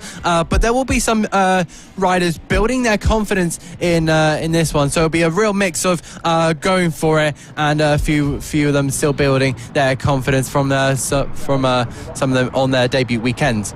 Yep, confidence building weekend for some. Championship changing weekend for some, potentially. We don't know what's going to happen. Anything can happen. There could be mechanicals, there could be mistakes, but whatever the case, there's going to be drama, because this is the Mini F1 sidecars class. It is crazy to watch, crazy racing. It is bashing racing, it's head banging racing, and now we go racing. It's going to be McWilliams who leads the way into turn 1 from the green streets. Vince Bailey and Amy Tilbrook are in third place at the moment, as they are off the line is the MPs and the Keats, both having their own issues off the start. But Mick Williams leading the way, and straight away the green streets are not letting them get away, as John Hosker is in 5th place at the moment. A good start there on the 127 machine, as green streets has a little look there, but no way through at all, as this circuit, it's so tight, it's so twisty, it's near impossible to make a clean move move in this sidecar class because they're so big, and at some sections of the circuit they take up probably half of it. Yeah, that's honestly ridiculous. See her in that. There goes that's a little move there for the back of the field there. But we follow these riders now, making their way through the final corner. You just see the number 11 there of Jamie Alexander there through the turn one. They go to the big battle of 4 and all through the inside. All the 3 wide. Whoa, that was close for comfort there between all 3 of those. That's 3 wide going into that corner. How close is that? Very, very close. You can't get any closer than that, but the Keats know it, and the Keats had a little look behind to say that was pretty close, wasn't it? But now MP round the outside, show them what they can do, and Keats say no you're not, and pushes them wide, pushes them near the tyre wall. I'm sure the MPs are going to want to get their own back later on in this race. Actually, it looks like he's playing a bit of the throttle there, so he's trying to get the bike in the power band, trying to get as much power as possible out of that, because you can see the gap that's been made down the Simpson Straight. But the 666 machine of the Keats are one to watch. They have a wild riding style, to say the least. They like to keep things on the edge and keep us on the edge of our seats, as Mick Williams at the front, 1.4 seconds at the line, so doing what they do best, as this battle is certainly starting here. I think MP is going to look round the outside again, or round the inside even. Down the inside they go, and they force the likes of the Keats to sit up, and now right in front of them is Iona Glover. Can they find a way through as well? No, the Keats! Oh! Massive crash there from the Keats, and a little wave there, so doesn't look good. Massive crash there. They made contact with the rear end of the sidecar outfit, but at the front there is Mick Williams. We carry on at the moment as a red flag. But Mick Williams leading the way. They have a look around of the circuit at the moment. There you go, red flag. Red flag. So red flag is out. The session will be stopped. So I'm pretty sure they'll just stop on the circuit at a certain point. Yep.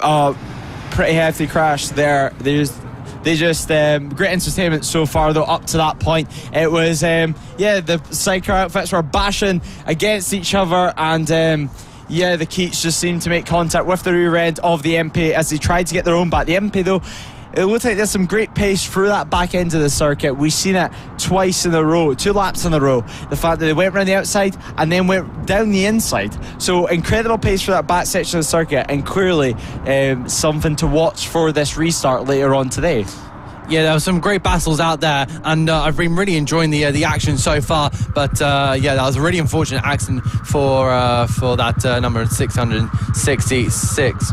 So it's at the moment Mick Williams ahead of the Green Street number 90 vehicle, with Vince Bailey and Amy Tilbrook. They're currently sitting in the podium spots in their third weekend of sidecars. Mark Palmer in P4 ahead of John Hosker, and the MP car of the 457 currently in P6. Iona Glover in P7, Adam Jarvis in P8, Jamie Alexander in P9, and then unfortunate retirements of the Keats car.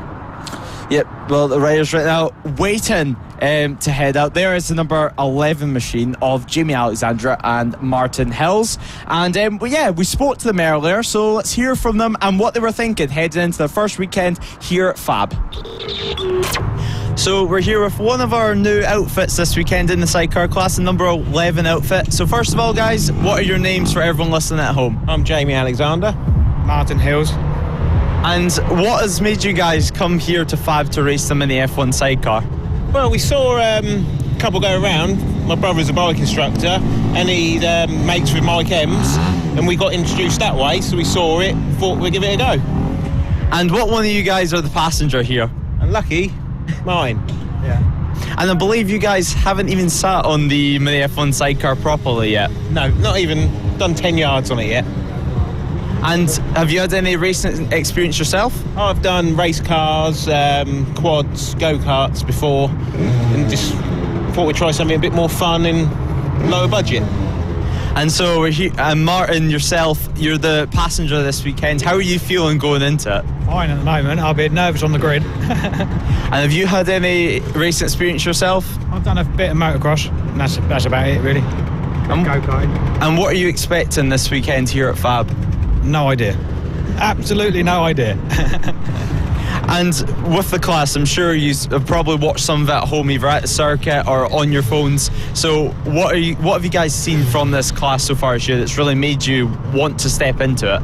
It just looks like good fun. Looks like giggle. It's a real community in the pit. Yeah, it just seems like a good thing to get into, really. So thought we'd give it a go. And the circuit itself, Red Lodge, you've not had a go, I don't believe, to actually go on the track just yet, but just looking at it from an outsider's perspective, what do you make of the circuit? Looks like a nice, well made out circuit. Yeah, well facilities. Yeah, nothing to. It looks good. And have you got any aims for this weekend? Finish day on. Well, I wish you the best of luck and I hope you have a lot of fun. Thank you very much. Thank you. Thank you. So you join us at the end of our red flag period. Both the Keats are up on their feet. There's a thumbs up a moment ago, so it's great to see that they're back in the paddock and back walking away from that one, because it was quite a hefty incident. Their sidecar outfit flipped and it didn't look like the best. Yeah, it wasn't too nice to see. But they're both just currently in the 10.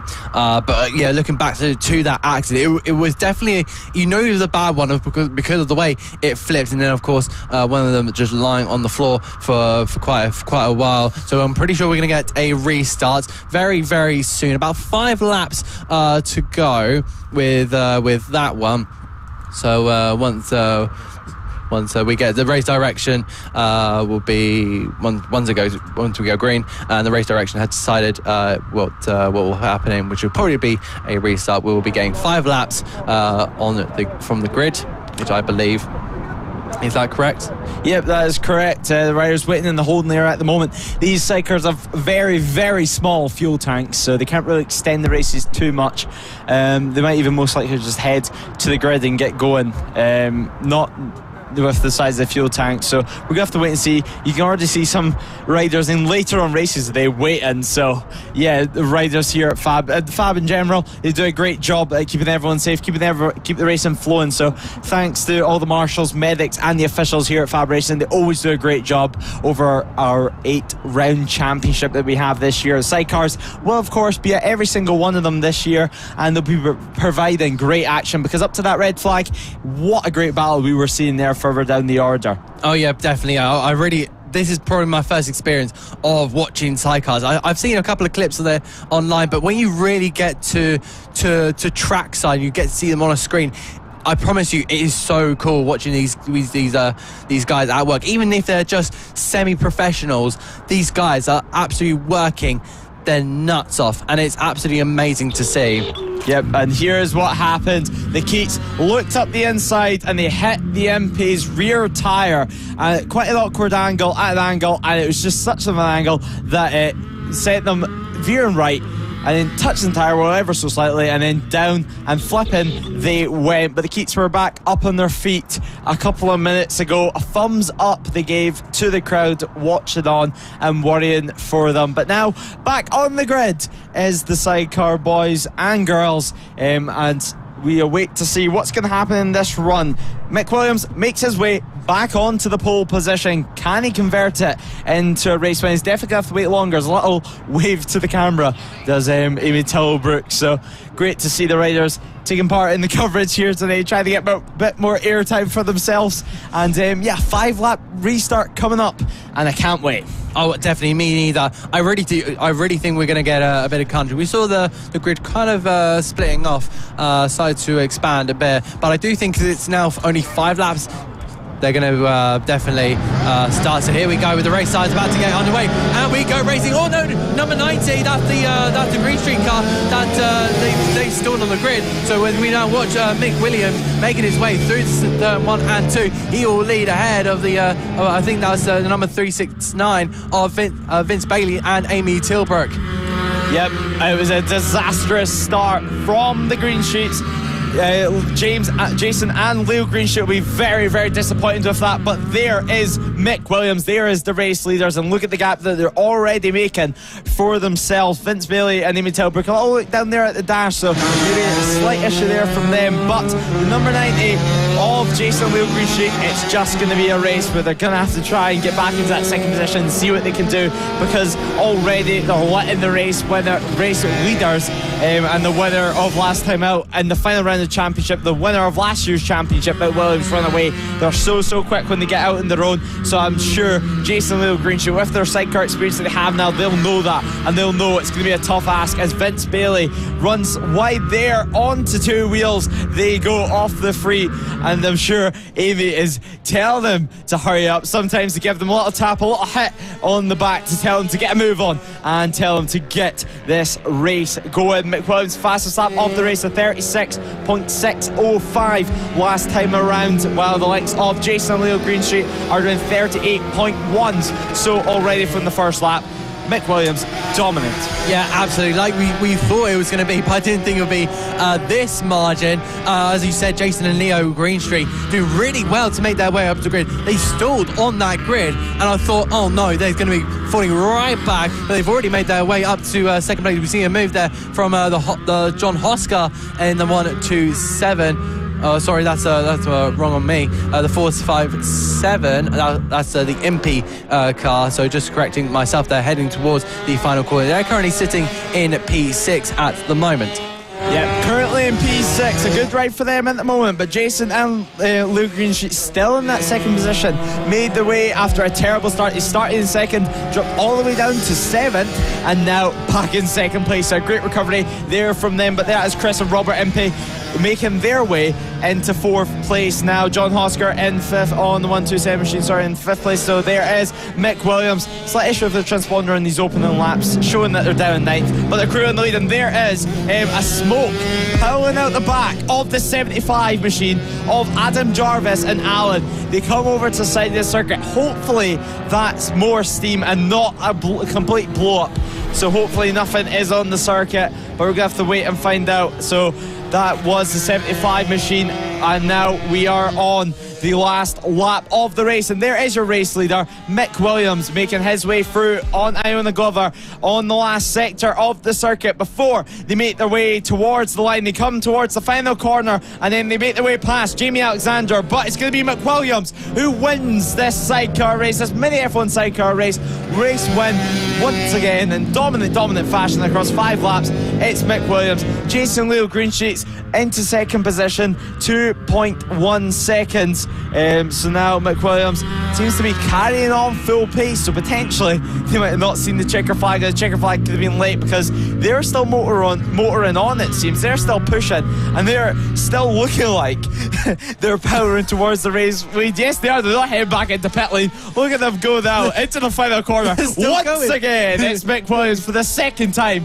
to take the checker flag. There we go. Once again, they've technically won the race twice, if you think about it. Across the checkered flag twice, but of course they weren't sure, so they came across it twice. And they won't of course get any penalty for that. Slight misjudgment from someone there. So Mick Williams, winner of the race, 2.1 seconds at the line, and there is the 75 machine of Adam Jarvis and Alan getting a push from the MP, so that's great to see. Yeah, that's fantastic sportsmanship. But Mick Williams, that was a dramatic race. A red flag and a late checkered flag. So Mick Williams there taking his 7th win of the season, and then the Greenstreet car in the number 90, followed by Vince Bailey and Amy Tilbrook taking P3. So a podium for them in their 3rd meeting. Then comes the 4th is Mark Parker, I've heard of the MP car. John Hosker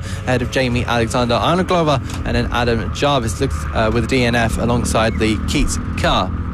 So you can see the 75 outfit getting a push at the moment, and actually one of the MPs stepping on into the passenger seat for that one to help them give a push back.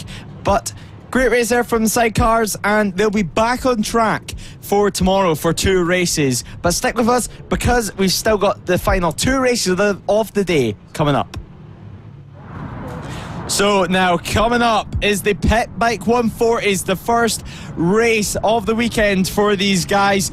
plenty of action to come up, plenty of drama with such a packed field. We've seen all the way throughout the weekend that drama's been unfolding lap after lap. Lucas Brown looking incredibly strong. There'll be no Taylor Lawrence on the grid. Chris Wells on the 62 machine will join Lucas Brown on the front row of the grid, with Reese Peacock starting in third. Liam Wood will join him in fourth position, but we'll wait for the full grid very soon because we still have 21 bikes on this grid, as Taylor Lawrence gives them a little clap and tells them to get a move on out onto the racetrack, where Lucas Brown takes his slot in pole position on the number 7 machine. Chris Wells, his rival all weekend, it seems to have been following each other in qualifying, in second place. Reese Peacock starts in third with Liam Wood alongside him. Cameron Sewell, the pole setter last time around, starts in fifth with Sean Whitaker, Darren Anderson,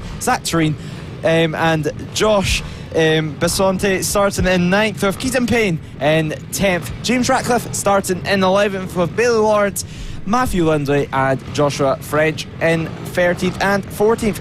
And Bradley Ferreira starts in 15th, round out the point scoring positions if it was a race. And Shannon King, Ben Ridwell, Jason Ferreira and Robert Baldock starts in 19th, with Aston Dean and Charlie Eaglin starting in 20th and 21st. But if you've got a pit bike, this is the place to be here at FAB Racing. Live coverage across all 3 races for these guys this weekend. It's a packed grid, and no wonder why. It's competitive, it's cheap, but it's fun, and we await to see what's going to happen. Lucas Brown begins this race from pole position, and I believe some final people sorted into position on the grid.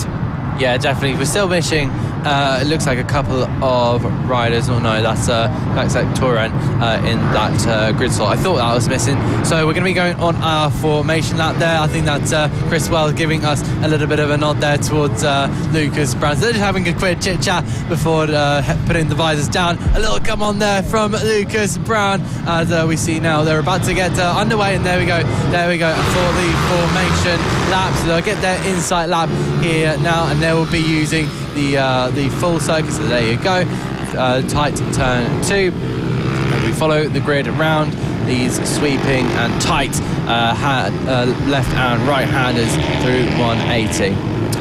Yep, so the first race of the weekend is coming up. Overcast conditions for these guys at 5 o'clock in the evening. It's going to be Lucas Brown who begins it on pole position. Lucas Brown's going to be trying everything to keep Chris Wells behind him. Chris Wells, he's looking so strong. They've been following each other quite a lot in qualifying. It's been interesting to watch it play out, but off the circuit, all of these riders always have a laugh and talk about what happens. No matter what happens in this race, they'll all still be coming out this weekend with a smile on their face, I can tell you that much. But Lucas Brown, he'll be wanting to convert his pole position into a race when it was an impressive lap time. A lot of commitment on these slick tyres. Of course, Lucas Brown, he's raced in the British Talent Cup in the past, and now we await for the final couple of riders to make their way onto the grid to start this race. No with Taylor Lawrence, but there is Bailey Lawrence. Can Bailey Lawrence follow in the footsteps of her older brother Taylor to compete for wins in the Pit Bike 140 class? Final checks being done on the grid. Final checks being done to the machines. The revs build, and now we go racing, and Lucas Brown leaks away from turn 1. Reese Peacock tries his luck down the inside that turn 1, drops down to 4th position now. Does Reese Peacock. Chris Wells still in 2nd place, but after a great start, it's going to be Liam Wood who finds his way up the order. The 1-1-2 machine of Keaton Payne almost losing it there over the curb. He went and almost into the tyre wall, but just behind him, Bailey Lawrence, but at the front, leading the way, it's Lucas Brown, and Lucas Brown leads the way by about 4 bike lengths over Chris Wells. So a great start from him, a very consistent start, but Reese Peacock still trying to defend, still trying to do absolutely everything that he can at the moment from Liam Wood. So yeah, brilliant start there from from our leader. They made their way now down the main straight to start the second lap of this race. In a little battle there of 4 bikes in the back row. We're heading towards turn number 1, and Chris Wells is just going to try and do everything he can to try and start getting onto the back of Lucas Brown. But Lucas Brown will be really gunning for that first victory of the season. He'll be defending from Chris Wells, who's already won a race back at Lid a couple of weeks ago. So they make their way now down the straight run, and following in behind that, I believe that's Reese Peacock and Liam Woods in the battle for P3. But look at this. This is a battle of 4 bikes, and I think that's of 5, 6, 7, and 8. And I think that's I'm not entirely sure. Yep, so at the moment, Cameron Sill leading this battle for 5th position. Darren Anderson just behind him, and at the back of this field it is Zach Tureen. Zach Tureen, a busy weekend for himself. A lot of time on the circuit, a lot of time on these pit bike style machines, but Lucas Brown, fastest lap of the race, a 47.7, and extending his gap to 7/10 of a second. But Cameron still nothing separating himself right now and Darren Anderson trying to find any way past. Will he make it? Will he line up a move down into this long sweeping left-hander at the end of the straight run, the longest straight of the circuit? We'll be tipping now into the S's after this. We will go, and Cameron Sill, our pole position man, last time out in 5th position.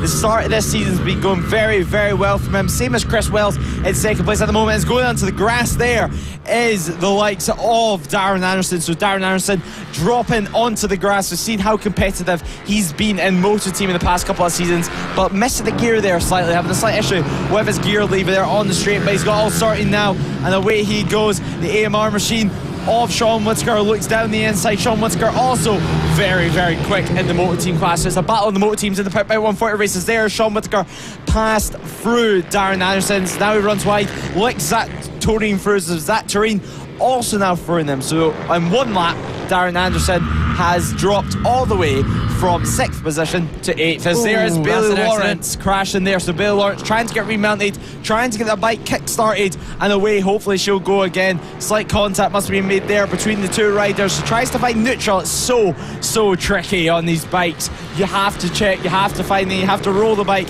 It takes about 50 attempts, as it does in these pressure scenarios. As they're at the front, the gap is only 2/10 now. Yeah, still really close between Brown and Wells. They head now down towards the Warren and back on towards the back straight. Chris Wells with the fastest lap of the race with a 47.23 tenths ahead of Lucas Brown's most latest lap time. So I think Wells might have the confidence here to try and nip it down the inside, but of course he's still got to try and keep an eye on what Lucas Brown is doing, because I think maybe Brown might be a bit more starting to build his confidence here. They make their way now down into turn number 1 and turn number 2. They'll see if maybe Wells might go look down the inside here, and I think he has. And Brown tried to go around the outside of the back marker, and that has really cost him here. Chris Wells leads the pit bike 140 class. Yep, Lucas Brown couldn't get the bike tipped in. I was just waiting to find any clear piece of track through that back marker. That corner's so strange. I can completely understand why he's done it. He's done a little wave to Chris Wells, trying to grab his rear end, trying to grab his rear fairing, his seat in it, but no luck for him that time around. They like to have a good laugh on the circuit while they're racing. Racing's furious, but they still have a complete smile and having a joke and a laugh under his helmet. But yeah, at the front, it was Lucas Brown last time around. Now it's Chris Wells. Lucas Brown, he tried to go around the outside because out of that corner, going down the inside of anyone, whether it be a back marker or battling for positions, the 2 lines merge and usually ends up in an incident. So Lucas Brown used his head and took the cleanest route he can think of. But now Lucas Brown down the inside at the 180 corner. They push Shannon King wide. And now Chris Wells loses that first position. He drops down to 2nd. Will there be any waving on the straight this time around? Chris Wells having a little look behind them, checking that no one's going to interfere through these next couple of corners. But now we're approaching even more backmarkers. 5 laps remaining in this race. Can Lucas Brown find any way past? Yeah, it's been so close between these two. Chris Wells and Lucas Brown going really at it, hammer and tongs, as they come round the last corner.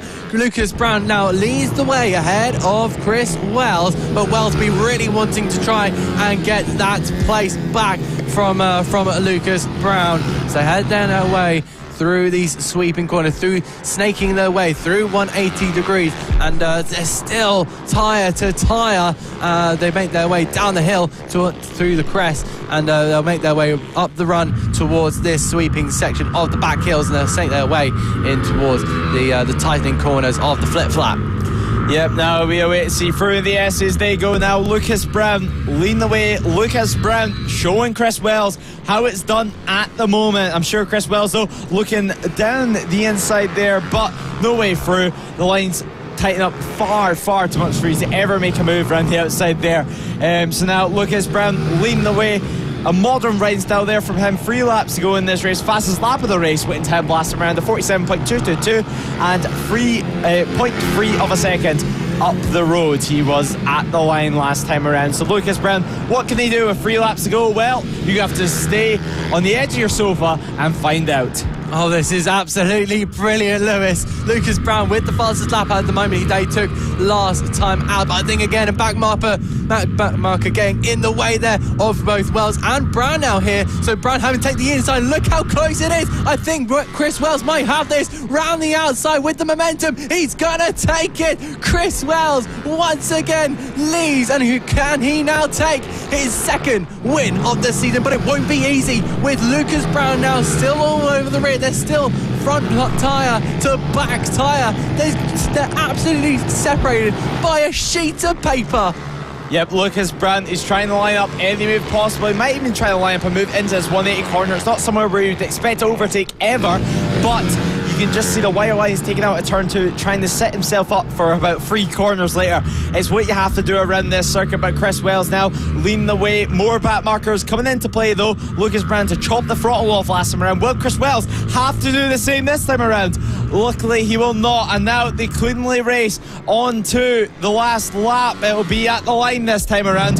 Lucas Brown in the chase on the number 7 machine, chasing the 62 of Chris Wells at the line. 1/10 of a second led them. You can see Lucas Brown a wider line once again during turn 2, a later apex, firing it out through on the fat part of the tyre, on the throttle, wide open towards the 180 corner. He'll take a wider line once again, and a slightly tighter line through the exit, so he doesn't have to have as much lean angle getting over to the other side of the circuit. But now we power it through the back straight, we power it through the straight run towards the S's. A little bit of smoke coming out of Lucas's Brown tyre there, running slightly wide, a late apex for him there. Out the S's they come now towards the Simpson straight, towards the final sector. Can Chris Wells do it? Can Chris Wells hold on? It looks like it, unless if Lucas Brown can find some. But Chris Wells is going to win after a drag race to the line in the Pit Bike 140 race. What a race that was, though. Give each other a handshake, give each other a fist bump for that one, because I'm sure they both loved every single second of that. Chris Wells and Lucas Brown first and second, Reese Peacock in third, and Cameron Sewell finishing in fourth. Oh, brilliant! Taking his second race of the season here. Chris Wells ahead of Lucas Brown, Reese Peacock joining that brilliant battle on the podium, just ahead of Cameron Sewell. Liam Wood there in 5th place, ahead of Sean Whisker. Lovely wheelie there from our winner. And then going down the rest of the top 10, Liam Wood, Sean Whisker, Zach Turin, Darren Anderson, Keaton Payne and Joshua French. Then finishing off with the points finishers, Matthew Lindsay ahead of Josh Bissonetti, James Ratcliffe, Bradley Ferrer and Ben Ridgewell. Jason Ferrer in P16 ahead of Shannon King in the number 71. On the number 71 bike, Robert Baldock and in 18th ahead of Ashton Dean and Charlie Eagling. And Bailey Lawrence rounding out the 21 riders here for the Pit Bike 140 class. So a great race there for the Pit Bike 140 guys and girls. Bailey Lawrence managing to remount there as you see Luke Fitch's dad making his way to the middle of the circuit. But now we await for the next class, the final race of the day to make the way to the circuit. So now it is time for the LS2 helmets, Mini GP70 British Championship. It's the one everyone's been waiting for all day. It's the premier class here at FAB, and these are the talents of the future waiting in the holding area and waiting to go out to the track. So these riders waiting to make their way onto the circuit for what should be an incredible race ahead. In qualifying, it was a fantastic qualifying to end off our qualifying for the weekend, because of course your qualifying results here at FAB will be your starting position for all 3 races this weekend. You can see the pole position, man. You can see Archie O'Brien, the number 91, the Spider-Man helmet, waiting and watching until they can head out for the start of the race. Tensions built here as it's only a 9-bike grid, but what a race we are going to see. So much talent is packed into this 9-bike field. There's not one slow rider here. We see that at Lid it was like a Moto3 race, and hopefully, just hopefully, we can see that happen all over again. There's pole sitter Archie O'Brien. Alongside him in second position will be the number 7 Luke Fitchett, a 1:45.7 from Fitchett in qualifying. A great lap there from him, but Blake Wilson and Marco Holt will be on the second row of our grid. Bill Harris and Harry Payne in 6th and 7th, and Ollie Sims and Austin Johnson rounding off our grid. So I don't know about you, but Adam, but I cannot wait for this one. No, absolutely me neither. I'm so excited to see these stars of tomorrow out here on the Red Lodge car circuit. They've been absolutely they've been getting their laps in. They've been on it absolutely every single session, even in the Friday rain pour that they had. We had a little bit. They were definitely out there trying to learn anything about this circuit.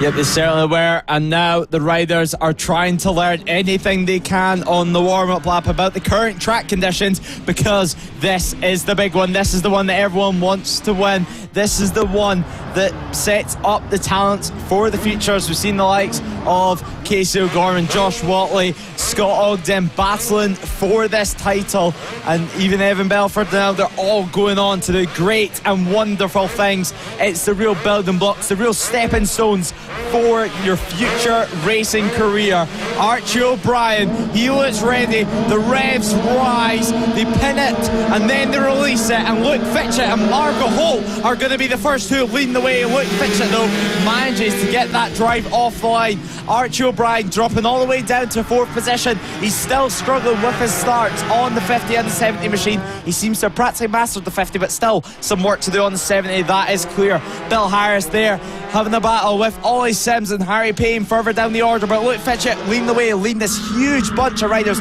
5 riders in this front leading battle, this front leading group, with Archie O'Brien having quite a lot of work to do, and that he's only given himself that.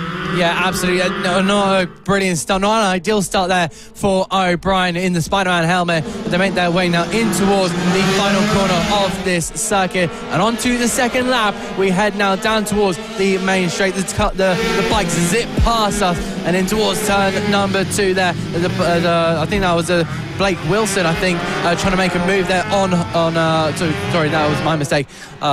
Blake Wilson, no, it wasn't. Yeah, Blake Wilson in 3rd at the moment, trying to make a move. You were correct there.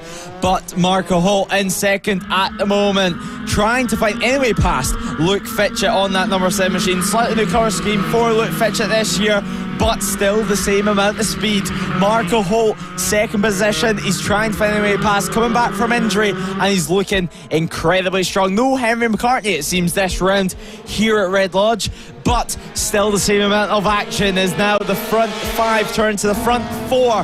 Who can match the pace? Who can match the pace of a 45.962 from Luke Fitchett? What a lap time that was there. 3/10 at the line. It's definitely not that now. It's definitely shorter now, but Blake Wilson on the number 8 machine, getting followed by Archie O'Brien, who still, after 1 or 2 laps, hasn't made any inroads on the likes of Fitchett. No, absolutely. They're still going right at it there. That's Archie O'Brien there at the back, still trying to make a move there on the number 8 rider of Blake Wilson. Ahead now in towards the Essex, flip-flapping their way out towards Simpson Straight. And Marco Holt there in second place, trying to make inroads on Luke Fitcher. But Fitcher is really out there. He's doing really well at the moment to just hold that lead to about 0.3 of a second ahead of the number 58. The into turn 2 they go.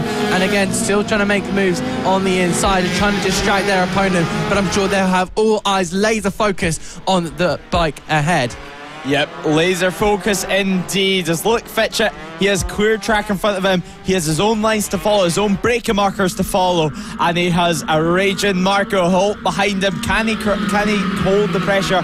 Can he hold the position? Can he hold this pace? A 45.6 is now the lead pace. That's what you need to do to stay in this lead group. And you can already see Blake Wilson slightly dropping back after doing a 45.7 last time around. It's a very, very quick pace.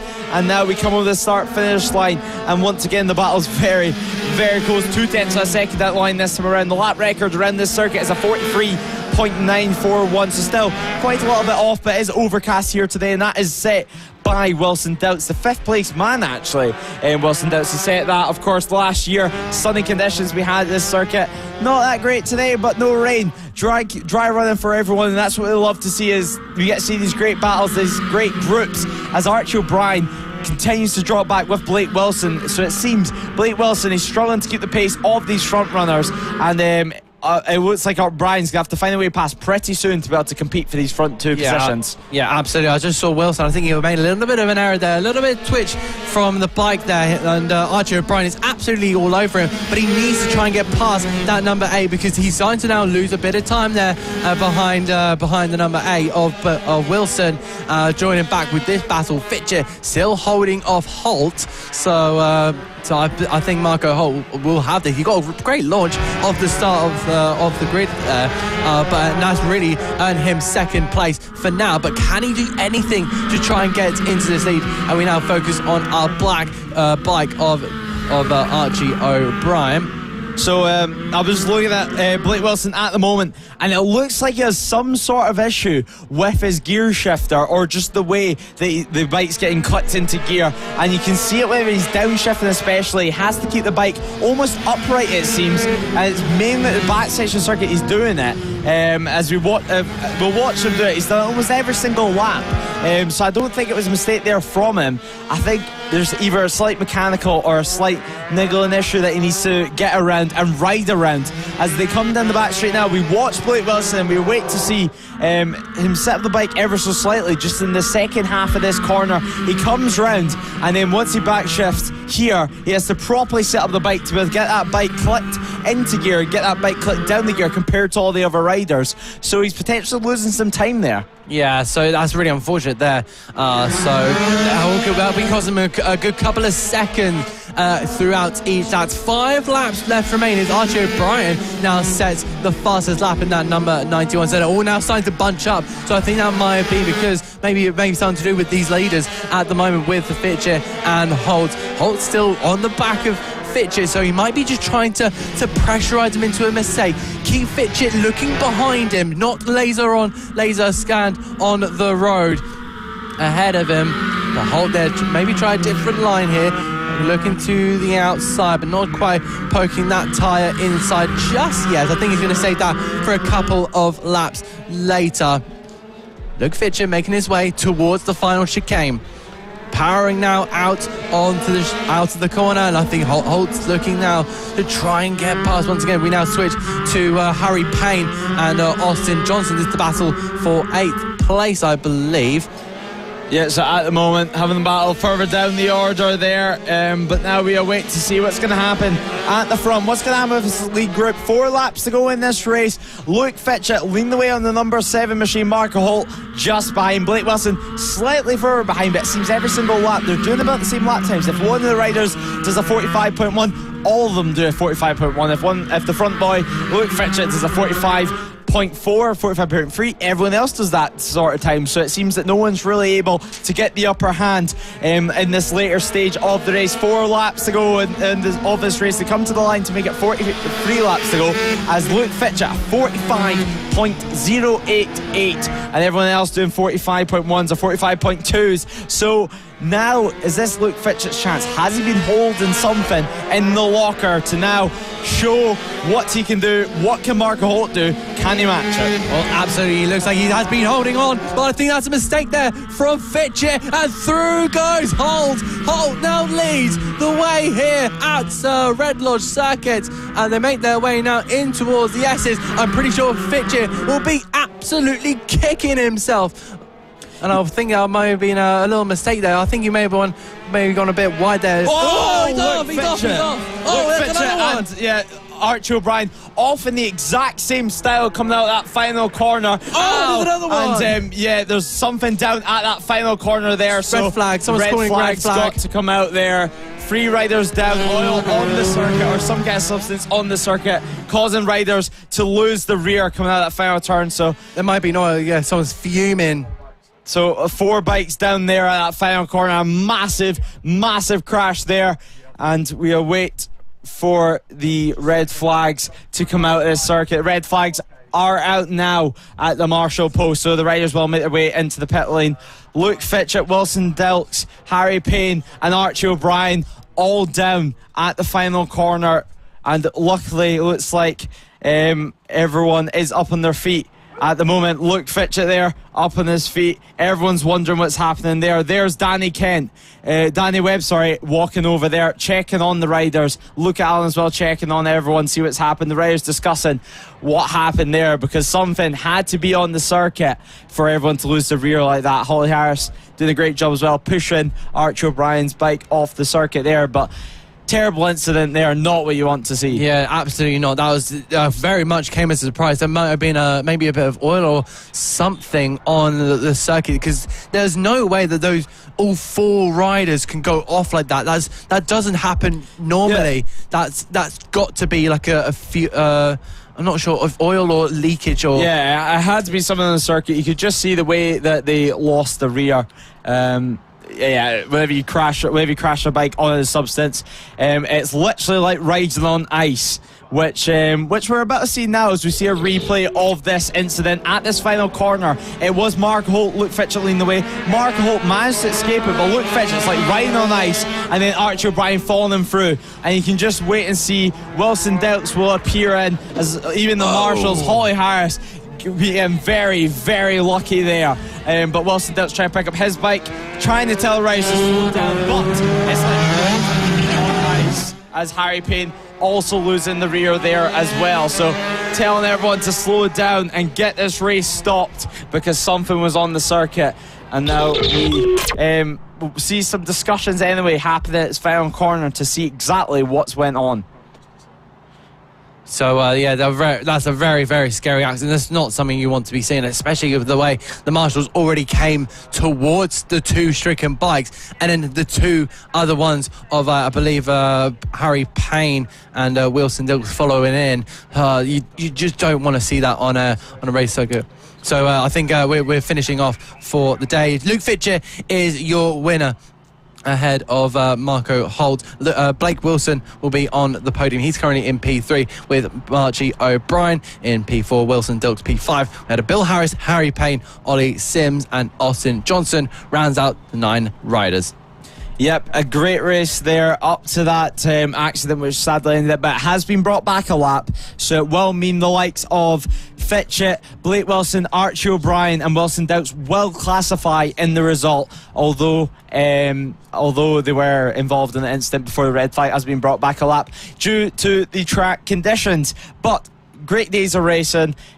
It's kept dry all day. Sad to end it on the incident, but it looks like, as we can see here, almost all the riders certainly up on their feet, which is great to see. Oh yeah, that's absolutely what you want to be seeing at the end of the day. I'm really happy that there's no one being strolled away anywhere or being hidden away from the cameras with an injury. So I'm glad that at the moment we've heard that everyone is okay, up on their feet, and hopefully we'll